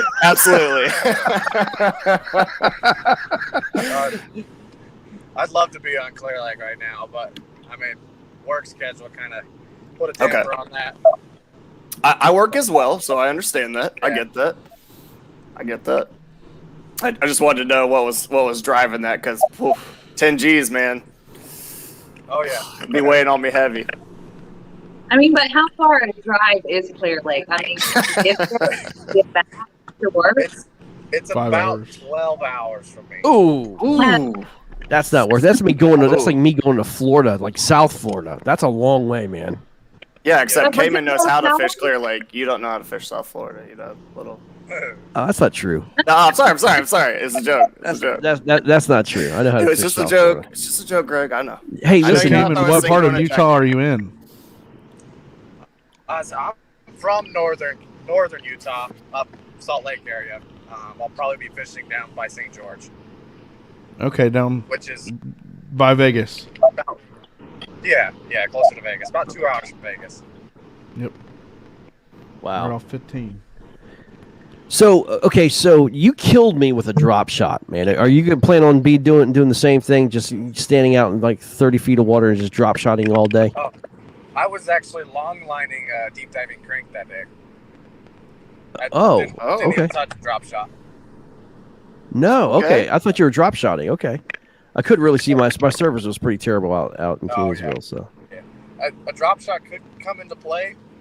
We got some pretty specific bluegill baits that we drop shot that are about 2-3 inches long, and they just crush them out here because there's no shad or anything, so it's really just crawfish and bluegill all they feed on. Wow. Okay. Interesting. Okay. There's no shad. So what's the primary forage then? It's got to be crawfish and bluegill, huh? Yeah. That's and crappie if there's crappie in the lake, but. Gotcha. So there's no bait fish whatsoever out there, huh? No, not at all. It's. Wow. That's interesting. Yeah, I didn't know that was a thing. I didn't either. I've never heard of like an area not having bait fish. There's like only 2 lakes in Utah that have bait fish, but and just surprisingly, they have good bass in them, but not as good as the lakes that I'll be fishing. Right. I do have a question for you, man. All right, here's the ultimate question. Cayman Rasmussen makes it to the Sweet 16. Okay, looks at his schedule. He's got to travel, let's say, down to Tennessee for the Elite Eight. What's Cayman going to do? Because it's live at that point, buddy. Yeah. I've already. Do we need to pick you up from an airport? Yeah, we might need to do that. I don't know. We'll see. I've already been talking with work to try and let them know if I made it that far. Then I just have to just pack up and leave. But right. What do you do for a living, man? I work at Home Depot. Oh. I also make my own custom lures, which I just started. Well, great. Pitch your site, man. Talk about it, man. Let's go. Yeah. I don't have. I mean, I just posted on Facebook right now. It's I just barely started, but I paint custom crankbaits and hard swim baits and stuff, just hard baits. Gotcha, man. Yeah. Well, whatever you are long lining to beat Greg Nozar, I'll take a couple. Yeah, dude, it was. Did you catch was it a 19 and a half or something like that one day? It was a 20-incher, which that's one of my biggest out of Utah. That's huge for Utah, man. I mean, that was pretty cool. That was pretty cool, man. I mean, I'll be honest with you, man, dude. I was like, I was on Keansville. I caught my limit within half hour. I mean, it was just like, I found this slough and just, it was no big deal.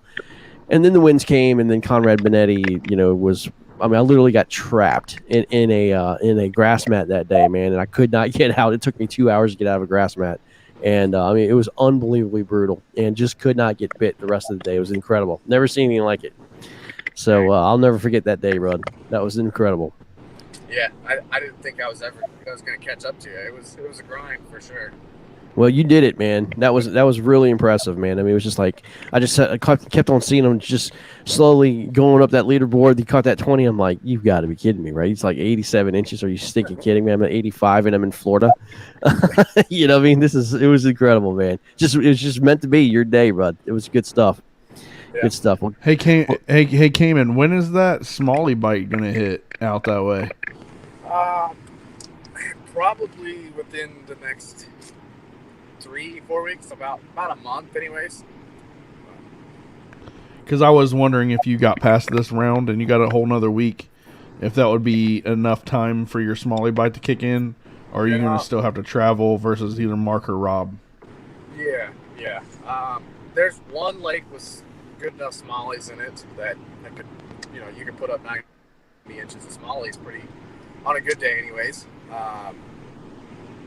But it won't kick off that well until 1st of May or so. Okay. But so next week it could be there, but we'll see, anyways. Came in I like your road, man. I like your road. I think you've got a good shot to make some big noise. Yeah. Agreed. Came in case you can't see the chat. Jerry Ty says he thinks he's got about 90. Right on. Yeah. Not that it matters. I mean, you still got to go catch them. Just, I ain't worried. I'm just going to go out and fish. Okay. I like that. I love it. I like that. That's what I'm saying. I love that attitude, man. Just go out and like fish. That. Yes, sir. Yep. I'm just an instigator here. Yeah. No, I think it's gonna be a fun matchup. I think this is gonna be a really fun matchup. But I'm excited to watch this one. I think either guy that wins this, depending on what Mark and Rob do, have an opportunity to make a good run. Yeah, it's gonna be fun. This, as I said, I mean, this is gonna be one of those, again, tactician and Cayman is newer age fisherman, but using older style. I like that, man. I mean, long line and crankbaits, man. It's pretty innovative. Good stuff. Yeah. The lake I live on, that is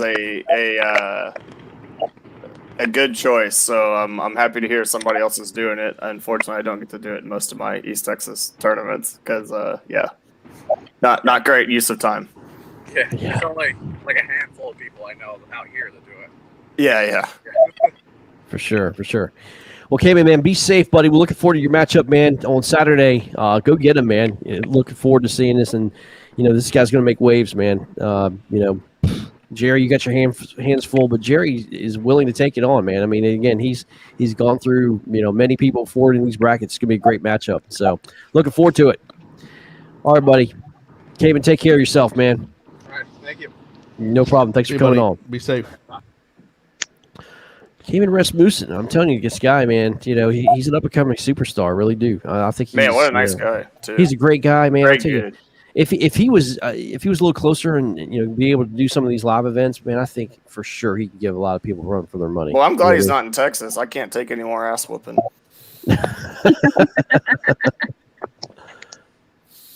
Yep, no kidding. All right, well, let's go to the next matchup. Y'all ready for this, y'all? Nope. The next matchup. Let's get it. Marcus Coates versus Rob Richards from Texas. Ooh. Who is this Marcus Coates guy, and what's going to happen? This is going to be a fun matchup to talk about. Let's go ahead and start trashing Marcus on the count of 3. So, all right, guys. I mean, let's be honest. Look, Marcus is a 3 seed here. He is, it was literally a coin toss. Honest to goodness, man, when we talked about it, between him and Adam Patron about being a 2. And, he knows how to play this game. Knows how to play this game very, very well. And, he is a fisherman first, broadcaster second. He'll tell you straight up. And he does not want to lose. He does not want to be in the broadcast chair. He wants to be in the 8 house. Legitimately, not just being part of the KBBT folks. Taking on Rob Richards, which has got a very limited kayak history, but Rob was on the professional angler. I mean, he's on the bass boat world, and the guy knows how to flat out fish. And man, I'm gonna be honest with you, man. Marcus is very smart about what he's doing, and he's got his head. Marcus, we talk every day, and I'm telling you straight up, man. He's been a champion before, but I've never seen him so laser focused on this tournament, man. He's been waiting for this tournament all year, and he's ready to go. And Todd, what do you think, man? What can we expect in this matchup? I mean, Marcus always goes to Texas. He never stays in Arkansas. So smart. I'm sure he's gonna go down and hit up what he hits up. And if so, I mean, we should see Marcus in the low to mid 90s. I would assume here. I don't see any reason for that to change unless the weather does something stupid to East Texas. But Rob Richards is going to give him a run for his money. I don't think Rob's scared here at all. And I think that this is going to be a pretty good matchup. But, Marcus, having that championship experience, having them nerves, tested in a Final Four in a championship, and coming through clutch and going out there and just fishing. Mark, you talk to Mark, and Mark is very knowledgeable on what he's doing. He's very, very head smart, like I said, on what's going on out there. Mark wanted to predict that he's going to do like 73 1/4 inches to win his matchup, but we know that that's him goofing off because he doesn't want to be in that 95-inch club. But I think that that's where this match is going to be, and bring it on, because I'd love to see Mark making the Elite 8 and face these guys across the country on a neutral body of water. I think that it would. I think there are some anglers in this tournament that would benefit from something like that to kind of prove themselves amongst others that are maybe more live tournament savvy or accomplished. But I'm excited for this one. I think Todd brings up something we haven't really touched on a lot. This is a national championship, and nerves are going to get to somebody. I mean, Marcus having the experience, being in the finals, making deep runs into KBT is invaluable. I mean, there are lots of guys, they may have fished national events, and those guys will have, similar good mindset, but if you're one of those guys and you're not ready for it and you lose a big one or one flops off the board, are you going to be able to recover? And I think that bodes really well for Marcus. I mean, nothing against, Rob here, but he came from Bass Boat World. I don't know how much kayak experience he has about measuring fish, getting them in the boat, doing all of the things that maybe come second nature to those of us that do it a lot. But all those things could play a factor. I think that's just a great point, Todd. Yeah, I think we all kind of love Marcus, but, Kinda. But, Rob, I've been watching him, and he started, I think, in the Texas qualifier when I fished it, kayak. I think that was his first time in the kayak. And he did really well. So I don't know. I don't think he's going to go down easy. No, this isn't a favorable 314 matchup for Marcus at all.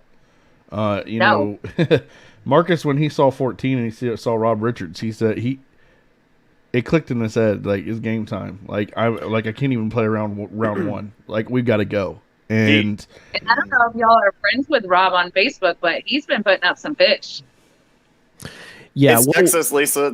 It's a double-edged sword, right? Like, we all fish here, but when you go against someone from Texas, it can bite you in the ass just as easily. It's a different story for sure. All right, man. Let's talk to the people's champ himself, Mr. Marcus. Let's get ready to rumble! Marcus, man, here we go, dude. Rob Richards, your first round. I mean, we've talked privately, and look, man, you're pretty excited about this matchup, and you're not looking past him for sure, man. You're taking this pretty seriously, man. You put a lot of time in, and the last couple of days, and you have a strategy going into this, and man, I'm gonna let you talk about it, man. Go for it.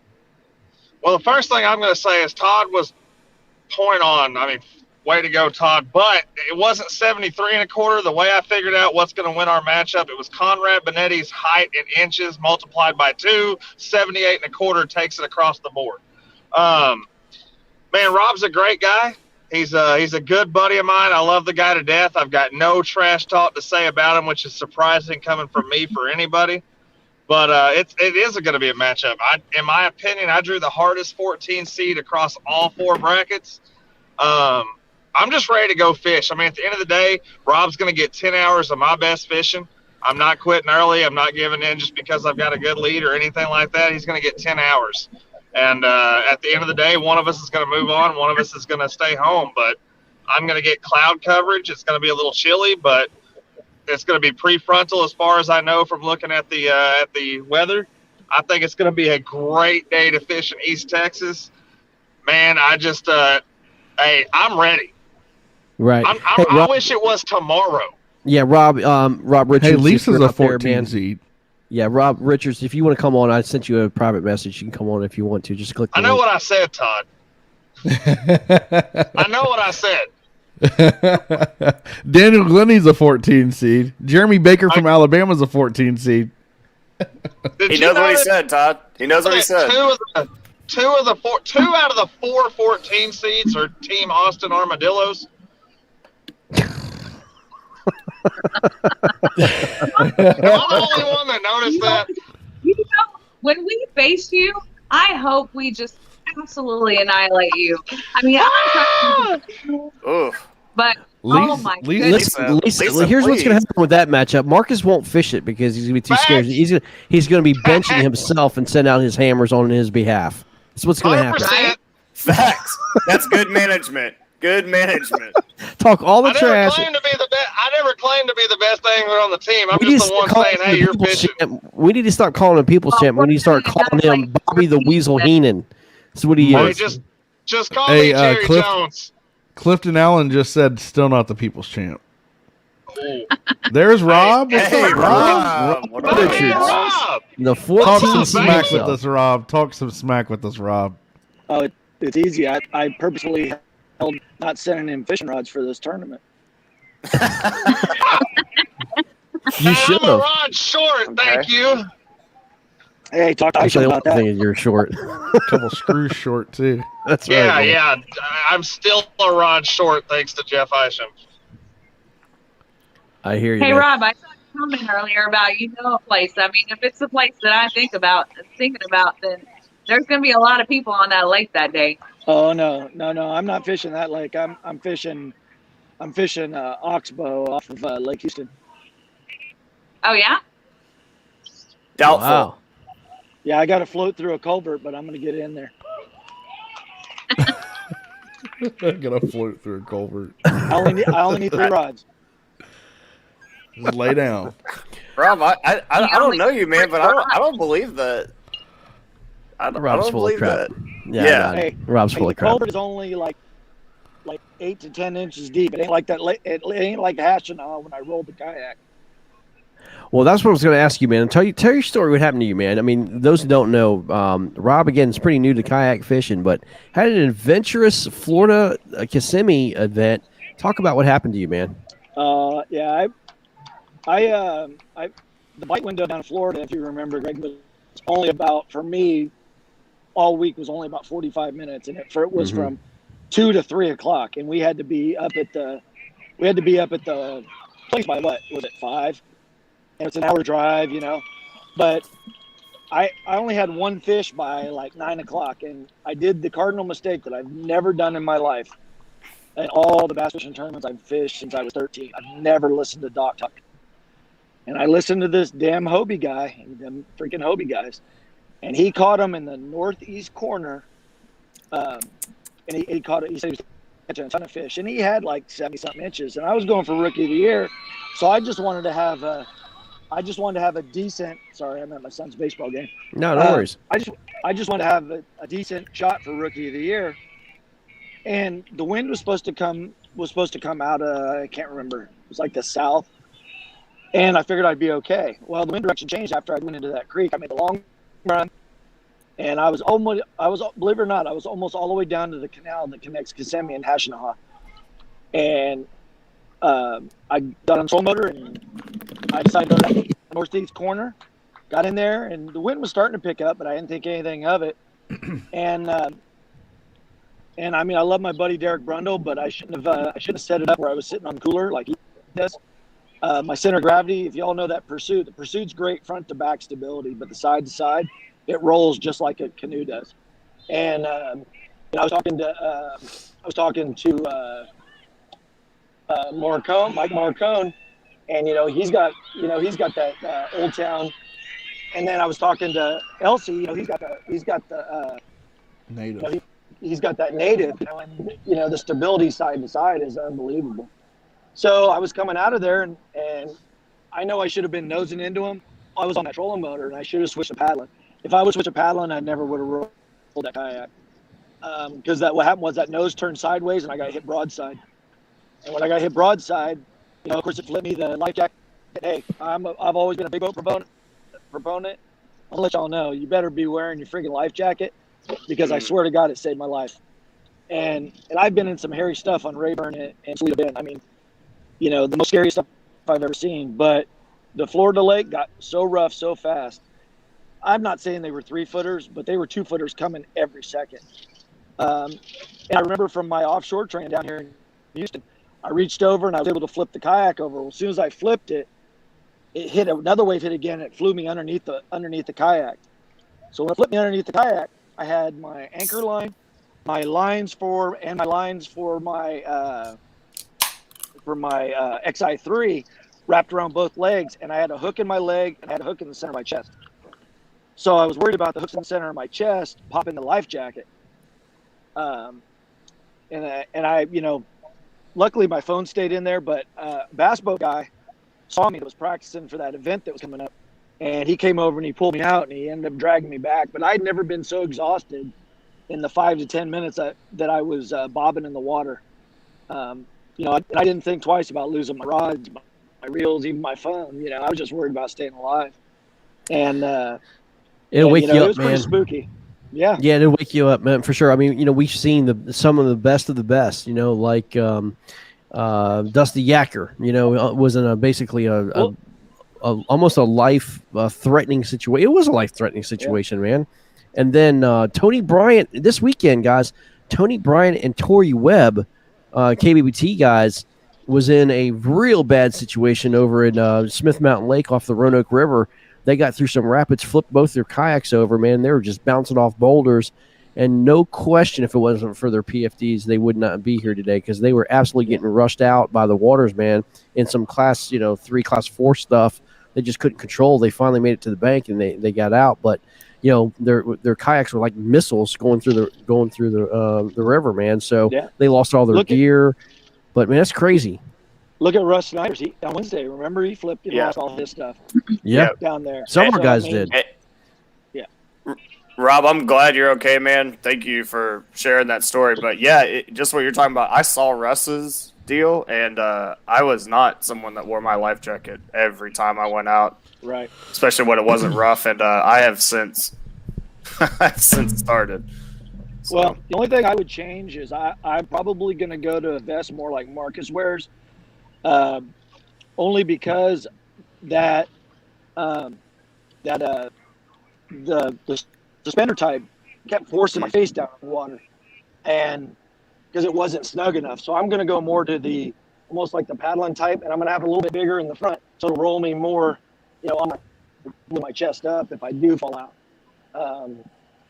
And I mean, I spent 20 years in the Marine Corps, and I did water survival training. I'm going to tell you, I'm not a very strong swimmer, and I'm going to tell you, it was scarier than I thought, because as soon as my nose got turned sideways with that, when the waves hit it with that XI3, it just flipped. That whole kayak filled up with water. I got surprised. My back hatch blew off. The little the access port in the back, and the whole, and I had just locked that thing down. I don't know how it came undone. That thing filled up full of water so fast that we had to tow it. We towed it backwards, so all the water went to the front. Wow. It was pretty hairy. I mean, my battery stayed in. I strapped down everything. I lost, 6 or 8 rods. It's quite a story, man. I mean, it's but you learn from it, man. But we got to fish on. we got to get back on the horse, and so I mean, what do you have for Marcus this weekend, man? What do you think it's going to take to beat him? I don't know. We're starting to hit into that post spawn, and I mean, I don't know. I mean, each lake's all the lakes are different. But, I mean, I think I've got, between 80 and 85 inches easily. But I don't think I have any more than that. Wow. But, Derek's been helping me out, telling Marcus I'm catching 8-pounders, and I'm not. We only got 78 something, so you're good. We're running a very effective PSYOP operation on it. A lot of photoshopping, though. Me and Robert have already agreed. First one to 78, we're calling it a day. I hear you, man. I hear you. Well, guys, this is gonna be a fun one. As I said, this is gonna be broadcasted on Saturday. You guys love getting online. We love having you online and watching you guys fish, man. So this is gonna be a lot of fun to watch. Don't be afraid of a little chit chat, little smack talk between you guys. It won't do you any harm, man. It'll be a lot of fun, and we can all chime in. But I'm saving my meme game for Sunday. After you win, right? Yep. Yeah, I hear you. I got nothing to lose. Rob, let me just say this. If you beat Marcus, the whole KBBT community is going to pick you up on their shoulders and just march you right down a huge parade of triumph, rose petals, and everything else. If you take him out first round, you're a hero. Hey, if you take me out first round, you're my hero. Well, you know what? I don't know, because if he takes him out first round, then we have to listen to him talk the entire weekend. Lisa, big brain, Lisa, 3 steps ahead. Yeah, but it would be worth it. It would be worth it. Someone's gotten awfully mouthy after 54 ounces of Bud Light.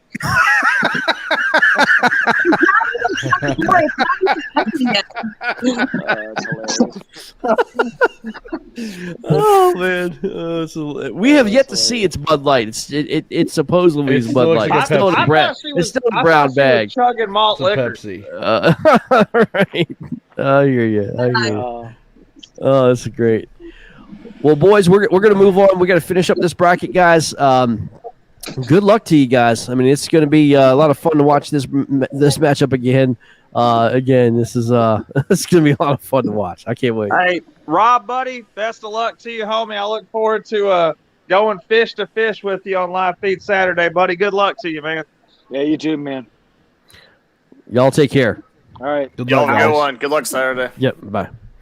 All right. There you go. A lot of fun. All right. Moving on. We got two more to go. We're going to kind of run through this real quick. Jared Brockelman and Charner Williams could be on the same water, guys. Could be. I don't think they will be. This actually is going to be on a Sunday, not a Saturday. This will be on Sunday. They had to move it over. So this is one of the two flips, right? Yeah, this is one of the two flips. Okay. But yeah, this is gonna be fun. It's gonna be real fun to watch. And man, dude, Charter hasn't fished in a while. Plain and simple. He's been on a hunting tear and just absolutely killing it with hunting. He's the brother-in-law of Matt Frentress. And these guys fished, side by side, no questions asked. It's been, these guys just fish all day and every day. I mean, it's just, they're just great fishermen.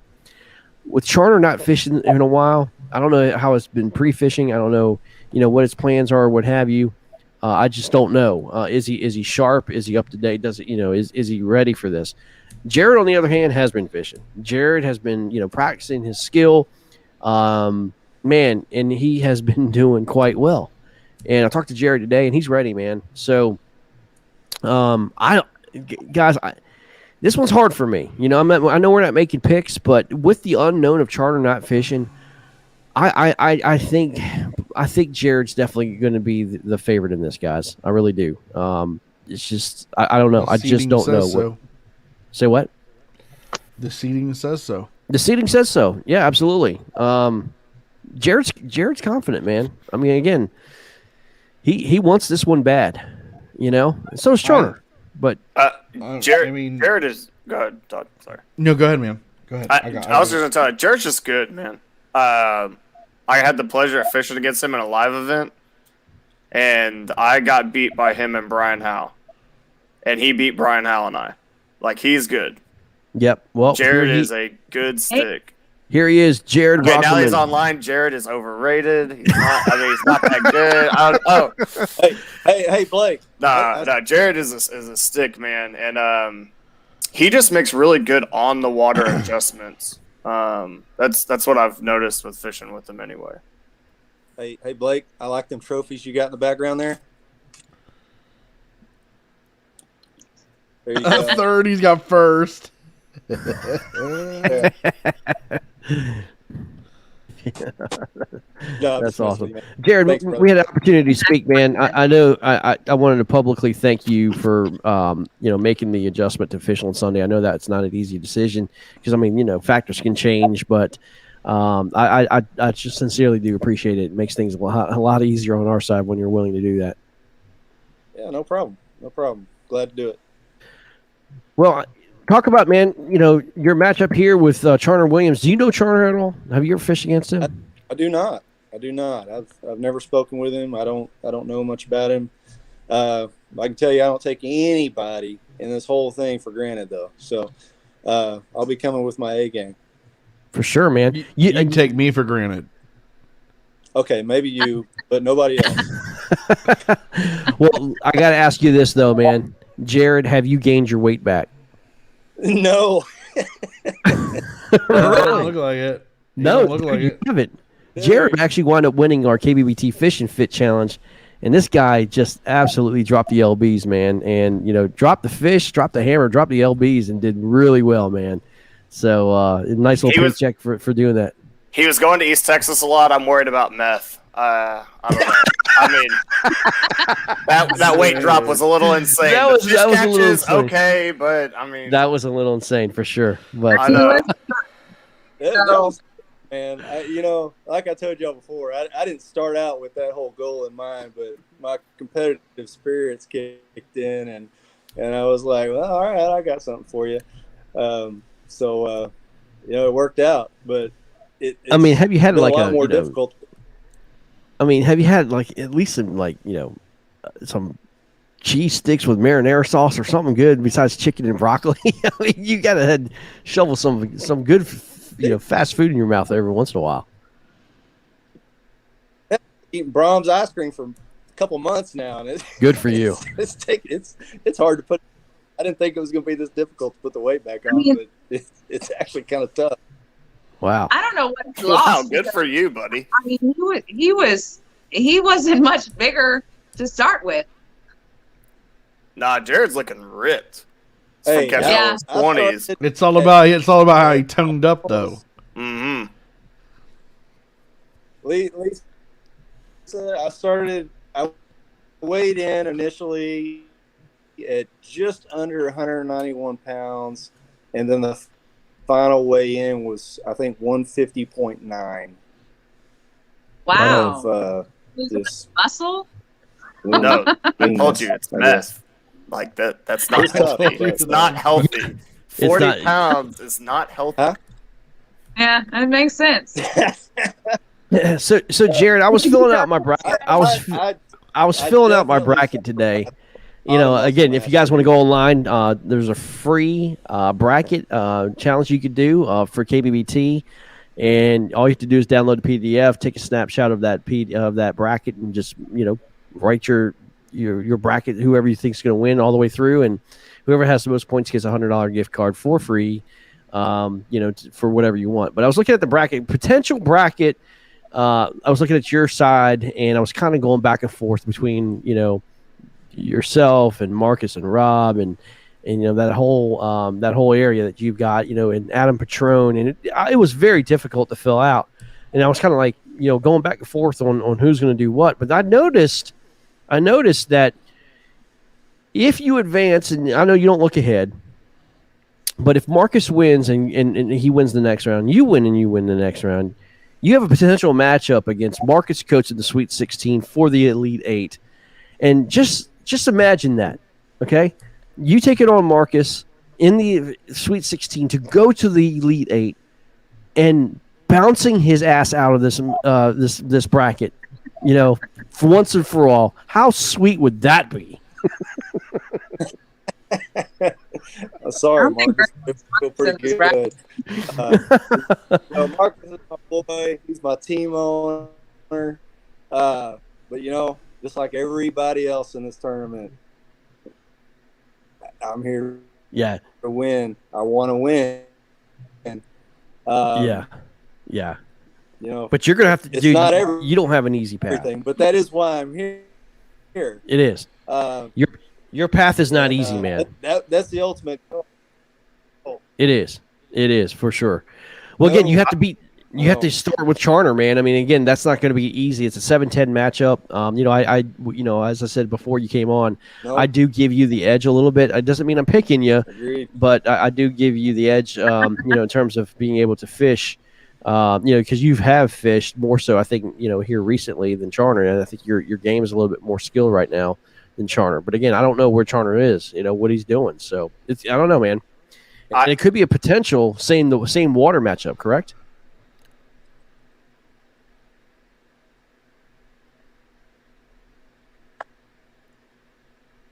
Oh, we're losing him. I just see him doing this. Yeah. Okay. We'll take that potential same water matchup. Yes. So, yeah. Good old East Texas. Jared, you can hear us, right?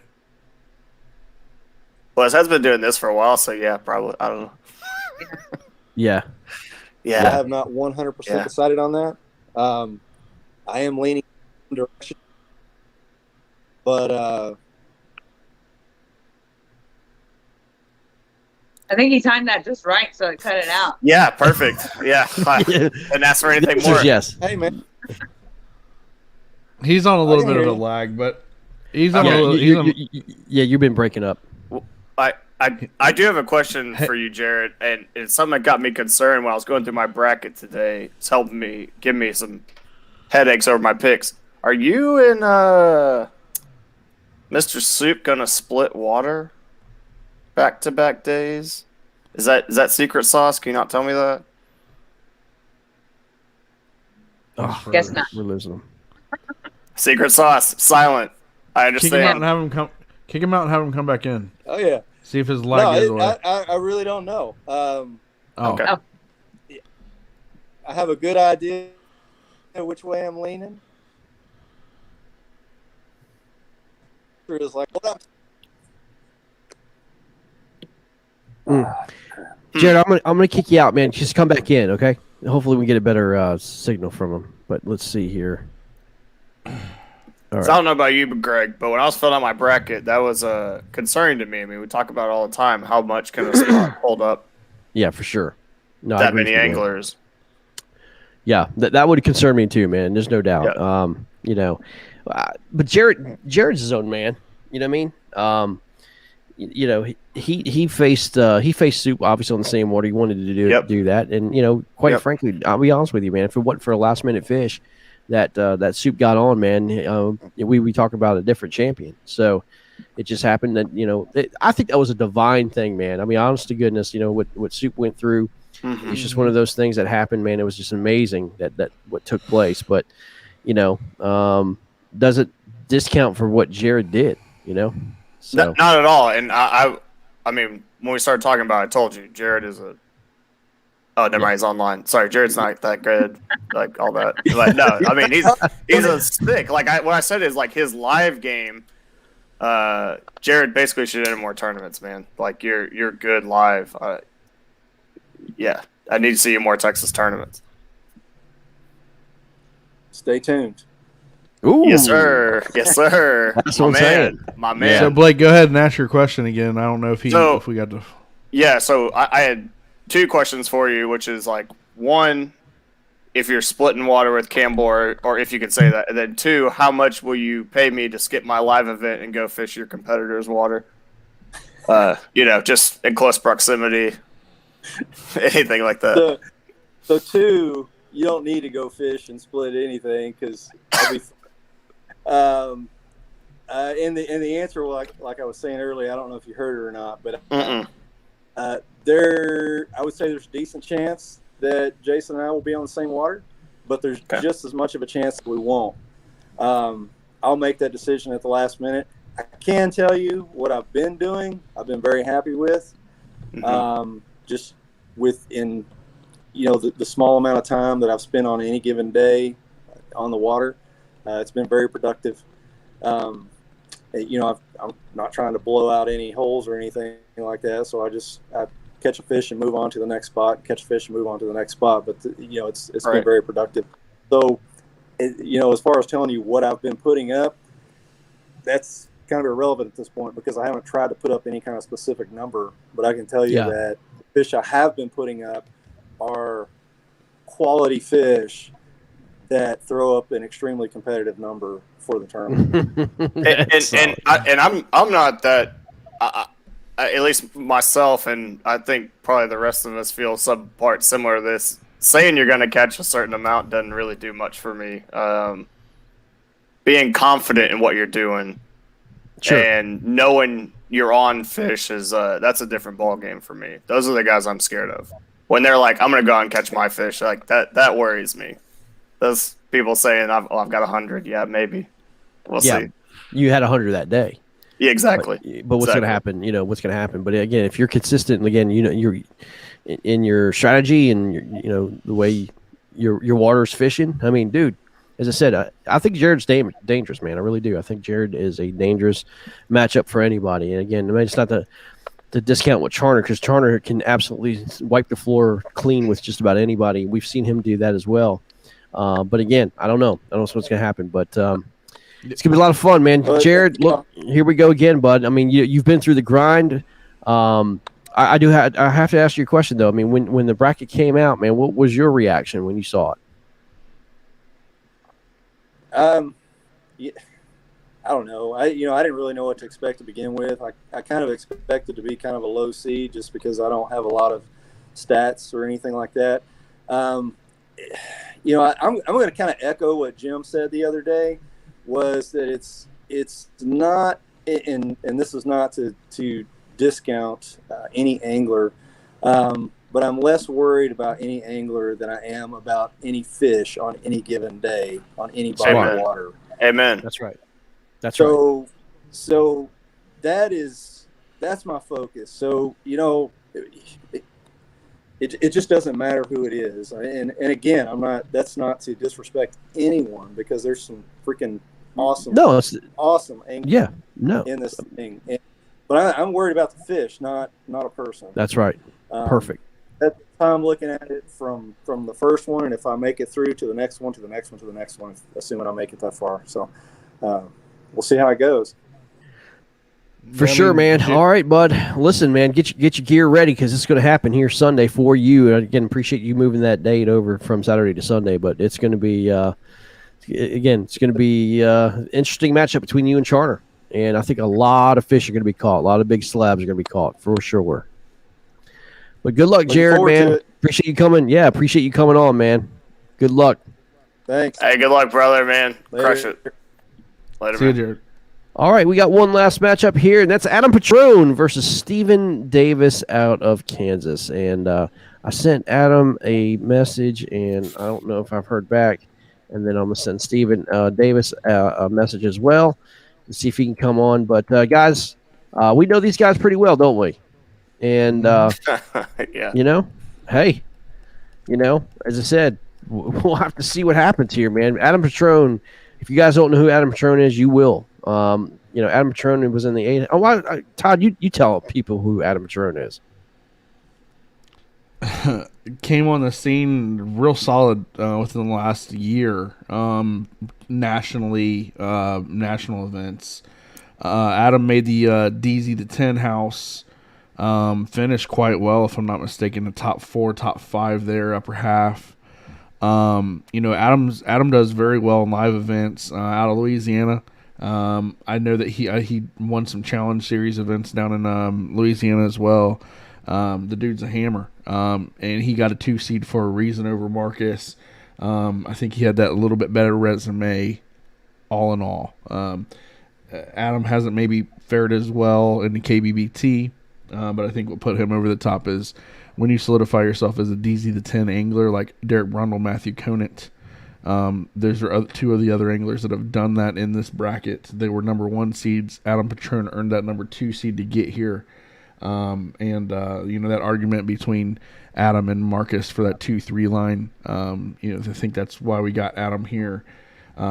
Stephen Davis has his hands, you know, his work cut out for him. I'm not sure if Steve will travel down to coveted Lake Fork again, or if he'll stay in Kansas or not. But, you know, this matchup right here, I think it'd be one of those big shockers if Steven could come through. But Steven has been with us for a while, and here we have Adam, and we can let Adam tell us about his amazing year last year. And congratulations on the number 2 seed, Adam. Yeah, appreciate it. It was a shock. And congrats on your Trinity River finish. Yeah, man. Talk about Trinity River. Let's start with that, man. What the hell happened at Trinity River, man?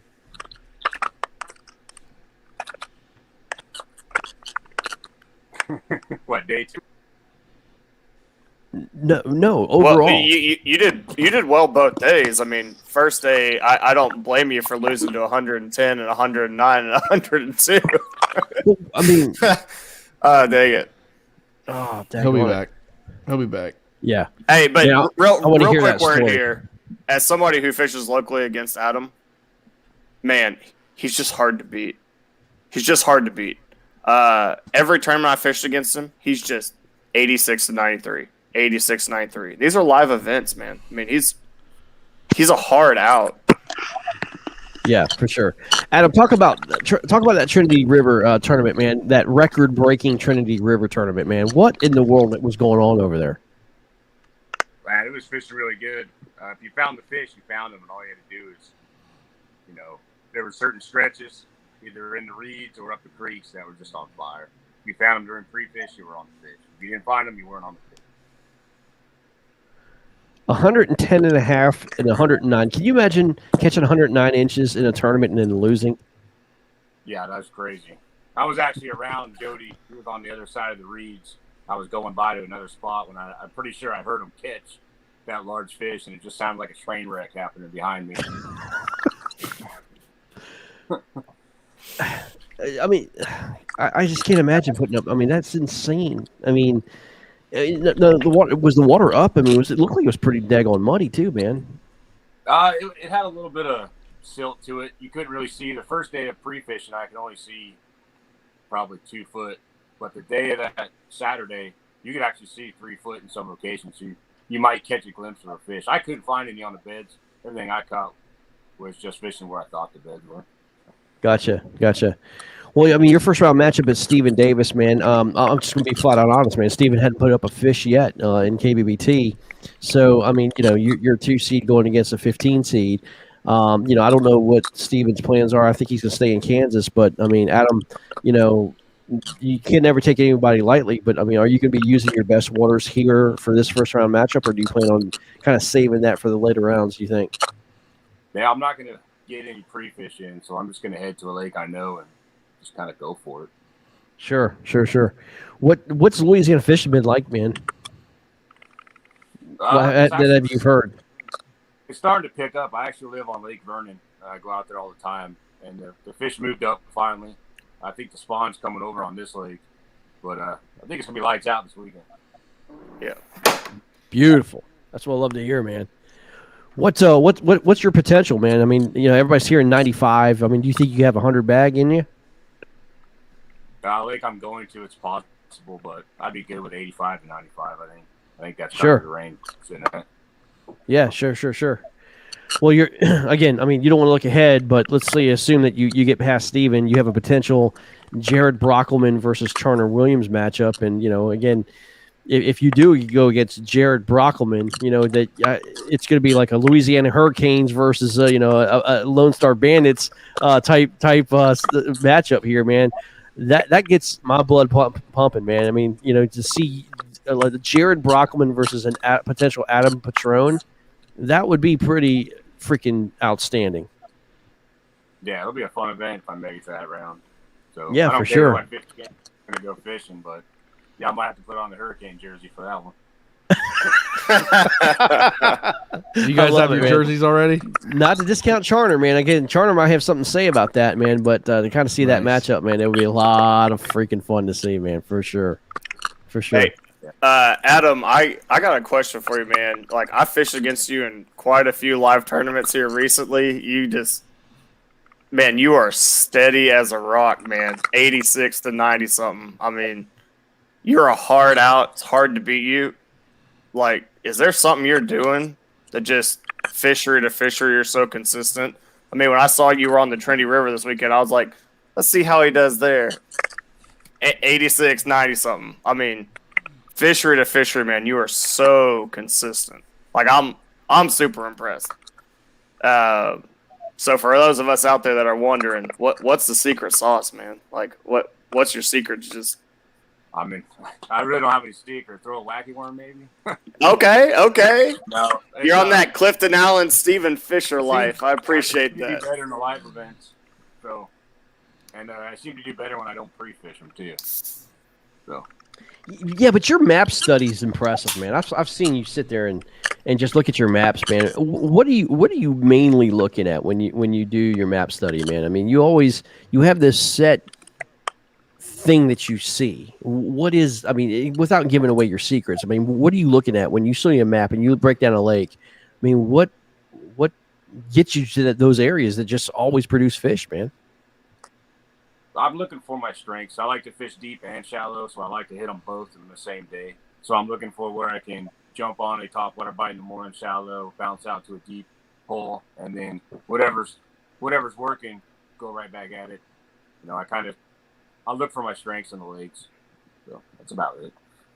That's great. That's key. That's great advice. I messed around with that deep stuff last year. I'm not a deep fisherman. I need to stop all that. And yeah, that's great advice. But That's it's key, knowing though. when I mean- to move, though, man. It's knowing you could pick out those spots, but it's knowing when to move and and capitalizing on the fish when they're there. I mean, those fish are moving in and out all day long. Mm-hmm. Yeah. During pre-fish, I'll even write in a notebook when I caught them, what times. I'll keep track of it pretty well. That way I have a kind of a game plan. But a lot of times I just go with my gut and just roll with it. So, I Adam, mean, do you fish a And spot I cover until all you're not? Do you fish a spot until you're not getting any bites? And how long do you not get bites before you move? It all depends on the style of fishing. If I'm cranking, then I'll spend 10, 15 minutes. If I'm showing something deep, like a jig, then I might stay there 30 minutes, but it all just depends on water conditions, what I feel, what's my next stop, and what's the game plan for the day. Yeah, that's what my boy Clifton calls the it factor, man. Those certain people just have it, and from fishing against you, I know you got it, man. You're just hard to beat. I've been victimized by it one too many times here lately. Yeah, I'm ready for a win this year. I've been out of the money in like the last 4 tournaments, so. Oh my gosh, man! Like that last tournament we fished on Caddo, I think you had me by like a 1/4 inch, and then we were both out of the money by like a 1/2 inch or something. Oh, man. that's we needed brutal. one bite to get up there, but yeah, I couldn't do it. It's been like that for El Bass at Fork. I was 1 out of the money, and then I've got a couple second and thirds, so I'm ready for a win. Man, that Fork tournament was interesting. I was really impressed with the guys from Missouri, how well they did down there. I think some of us Texas guys psyched ourselves out not going to Little Caney. Yeah, that was a hard. We all thought it would be too crowded. Everyone's gonna fish there, and then none of us fished there, and then they went up in there and just killed them. It was good on There's them. a lot of people at Birch too, so. Oh boy, I'm telling you, I went in Birch Thursday pre-fishing. I was like, nope, not doing that. Mm. So tell everybody your experience of the 10 house, man, and what drives, is it driving you to get back there? I mean, it was pretty incredible experience, wasn't it? Yeah, once you're there, that's the focus. I mean, I'll drive 12 hours now to go fish a KBBT event for points because it's an experience that every angler should strive to get to. I mean, it's just amazing. You learn a lot from all the competitors, but then you learn a lot like Gene Jensen and just how he does things when it comes to videotaping and stuff, and from Chad. I mean, I learned so much in those 48 hours that it was incredible.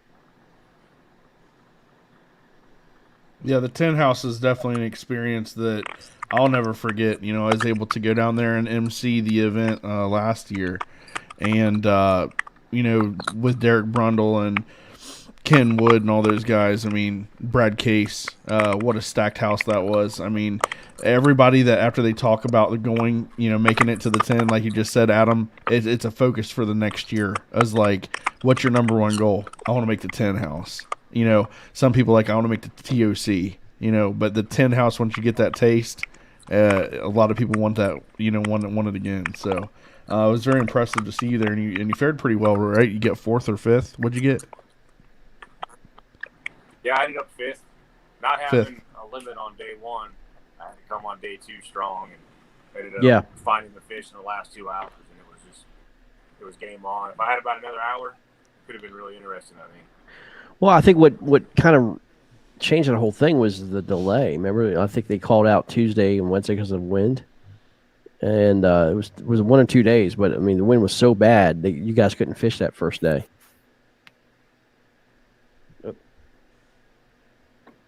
Yeah, they did though, Greg. They delayed the first day of the 10. Yep. And pushed it back. Yeah, they delayed. Adam was talking about it. They went ahead and delayed that first day, and I think that really kind of affected everybody. I mean, everybody was kind of messed up that. It messed up that time clock. You're fishing, pre-fishing, and then you try to get back in there, and then after that you had to come. You went straight to Seminole after that after the ordeal. Man, it's just crazy. The amount of fishing you guys did those 2-3 weeks. Sorry, I didn't hear anything. It's all staticky. No, we're talking about the actual 10 tournament when they had that delay due to wind, and that first day that you guys were supposed to fish, you guys didn't fish, and then you had huge wind, still a lingering effect, and then it kind of just ruined the fishery at that point. Oh yeah, that wind was like I was gonna launch. I was on Cypress. And when I pulled up to the ramp that morning, there was no way. There was 3 or 4 foot rollers just coming in the canal. So I had to back out, and I went to Gentry, fish lake I've never even seen, and launched. So I was like, well, I'm just going to wing it, I guess, and that's when I got the call that it was postponed, which was great. Right. Everyone needed a break. Yeah, it was just They constant definitely fishing, turned the man. water when I lost. We're just Connection having trouble. issues are prevalent. Yeah, it's been. I tell you, it's been bad. You know, Yeah. I don't know. I mean, you would think we're in a third world country with some of these cell phone signals out there now, man. It's I terrible. never understand why when I'm fishing an event and I try to upload a photo that I don't have service. I just don't get it. Yeah, it's just crazy. It's 2021. Somebody help me. Yeah, come on. Come on, AT&T, Verizon, get your act together, man. We played. Mhm. I mean, my cell phone bills are $300 a month. You can't get your freaking infrastructure taken care of. So preach, brother. Yeah, it's terrible. But yeah, man. Adam, as I said, man, dude. I mean, welcome back to KBBT. We're excited to have you. When's your next live event, man?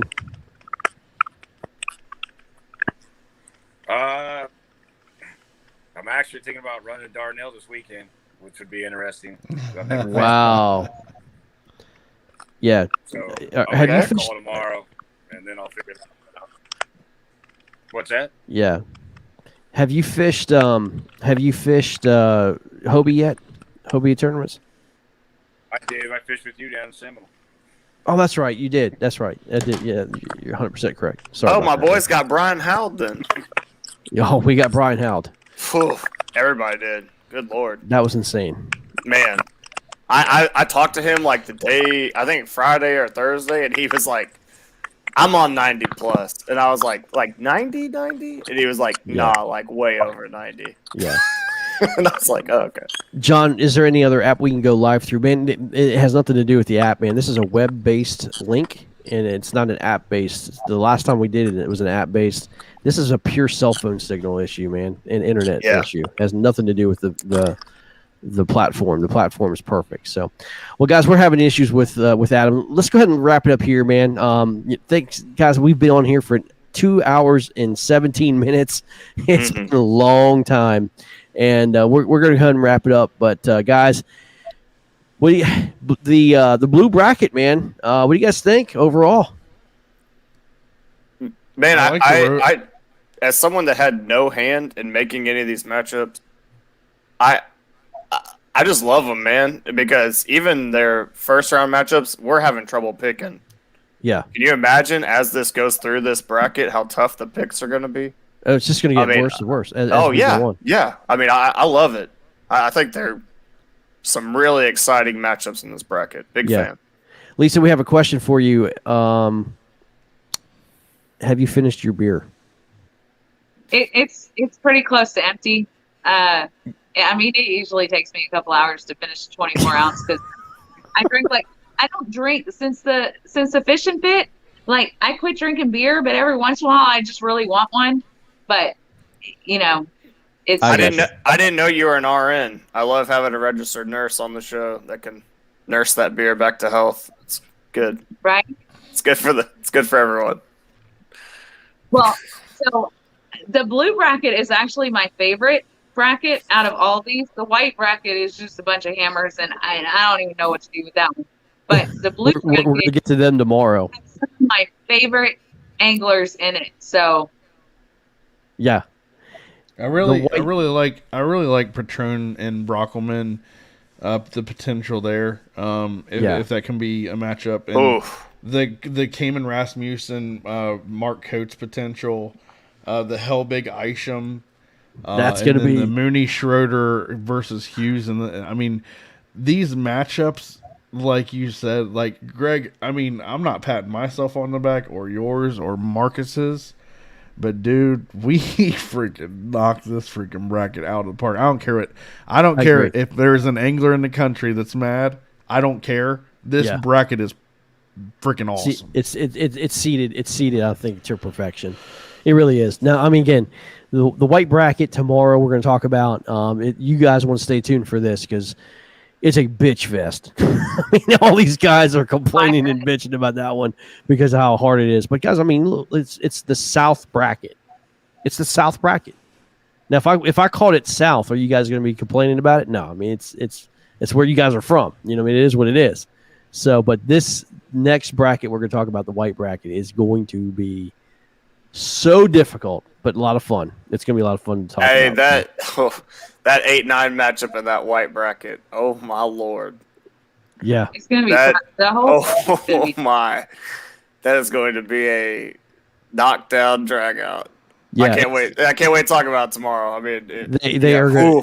It's going to be a bloody mess. Whoever comes out of that bracket is, I mean, just going to be just like limping out of it. It'll be so. And we got 3 Texas. Yeah, we got 3 Texas Florida matchups. And like I said, day 1 for both. So Saturday and Sunday. Sunday, I honestly think that we'll see 6+ 100-inch bags on Sunday. Yeah. Man, not to jump into that bracket too much because I know we got for tomorrow, but man, the Florida guys are hard to. I'm torn on to pick them or not. Like I know their potential, but I know it's Florida too, and it worries me, man. It really does. I will say this. I think this white bracket is, I would not just from the fishermen, but the characters we've got in this bracket are just going to be priceless. I mean, they are. You got Jim Levere, you got Conrad Benetti, J.R. Silas Garrett. Oh my gosh, Silas is a hammer. The characters are in here, man. I mean, it's going to be so much freaking fun watching them trash talk. If you're not trash talking by now, I don't know what's good. I mean, what are you doing? It's time. It's time. It's time. No one wants to trash talk because they know that it's just a freaking gauntlet. You know what I mean? It is. It's a gauntlet. It's so hard. It's so hard to go to. I mean, I'm a proud Texan, and it's hard because I've seen what the Florida fishermen are doing. I've seen what the Texas anglers are doing, and it's just hard not to pick Texas because Texas is on fire. But I keep hearing everybody saying Florida's going to be on fire, but I just haven't seen it yet. Clifton Allen's just going to trash talk for everybody. He's just trash talk for Bring it, Clifton. Come on, go with it. Just yeah, do it, when man. I fill out my bracket, I'm just going to send it to Clifton and say, fill it out. And Rodney Kennan and Brad Kennan are talking mad smack for their son and brother. Wow. Rodney Kennan over Hughes by 12 to 15 inches, man. Hey, I like it, but that's light flame. Call him out by name. Clifton Allen, can I get back in? No, you cannot. Sorry, man. You cannot get back in next year, man. Next year. Sorry. Oh, he was in and out? He was in and out? He was never in. Hey, I was going to say. Mooney, to that point about Schroeder fishing with a fly rod, if I ever go against Schroeder as a fly fisherman myself, I'm going to request him fly rod only. Ooh. And see what we can do. Like I would love that. Yeah. I would love that. It'd be fun. Mockabee over Brad by 5 to 10 inches. Finally, we got some smack talking. Now, here we go, man. That's it. I like that. Man, That's it took y'all 2 hours and 23 minutes to start talking shit. I know. What happened? Exactly. What happened? That's part of KBBT is smack talking. KBBT smack talk. It has to be, man. Let's save it for tomorrow. Let's get on it tomorrow, and then when we go face to face on camera, then we'll start talking trash. So anyway, guys, thank y'all for sticking in here. Blake, great job tonight, man. I know it's your first time on. Fun, guys. As a broadcaster, man. It was good having you. Great job, man. Lisa, as usual, great job. Todd as well. Guys, we're out of here. 2 hours, 25 minutes, man. We get a chance to do it again tomorrow. Y'all have a great night, and let's do this thing tomorrow. White bracket, y'all. Stay tuned. Take care. Tomorrow at 9. Have a good night, everyone. See ya.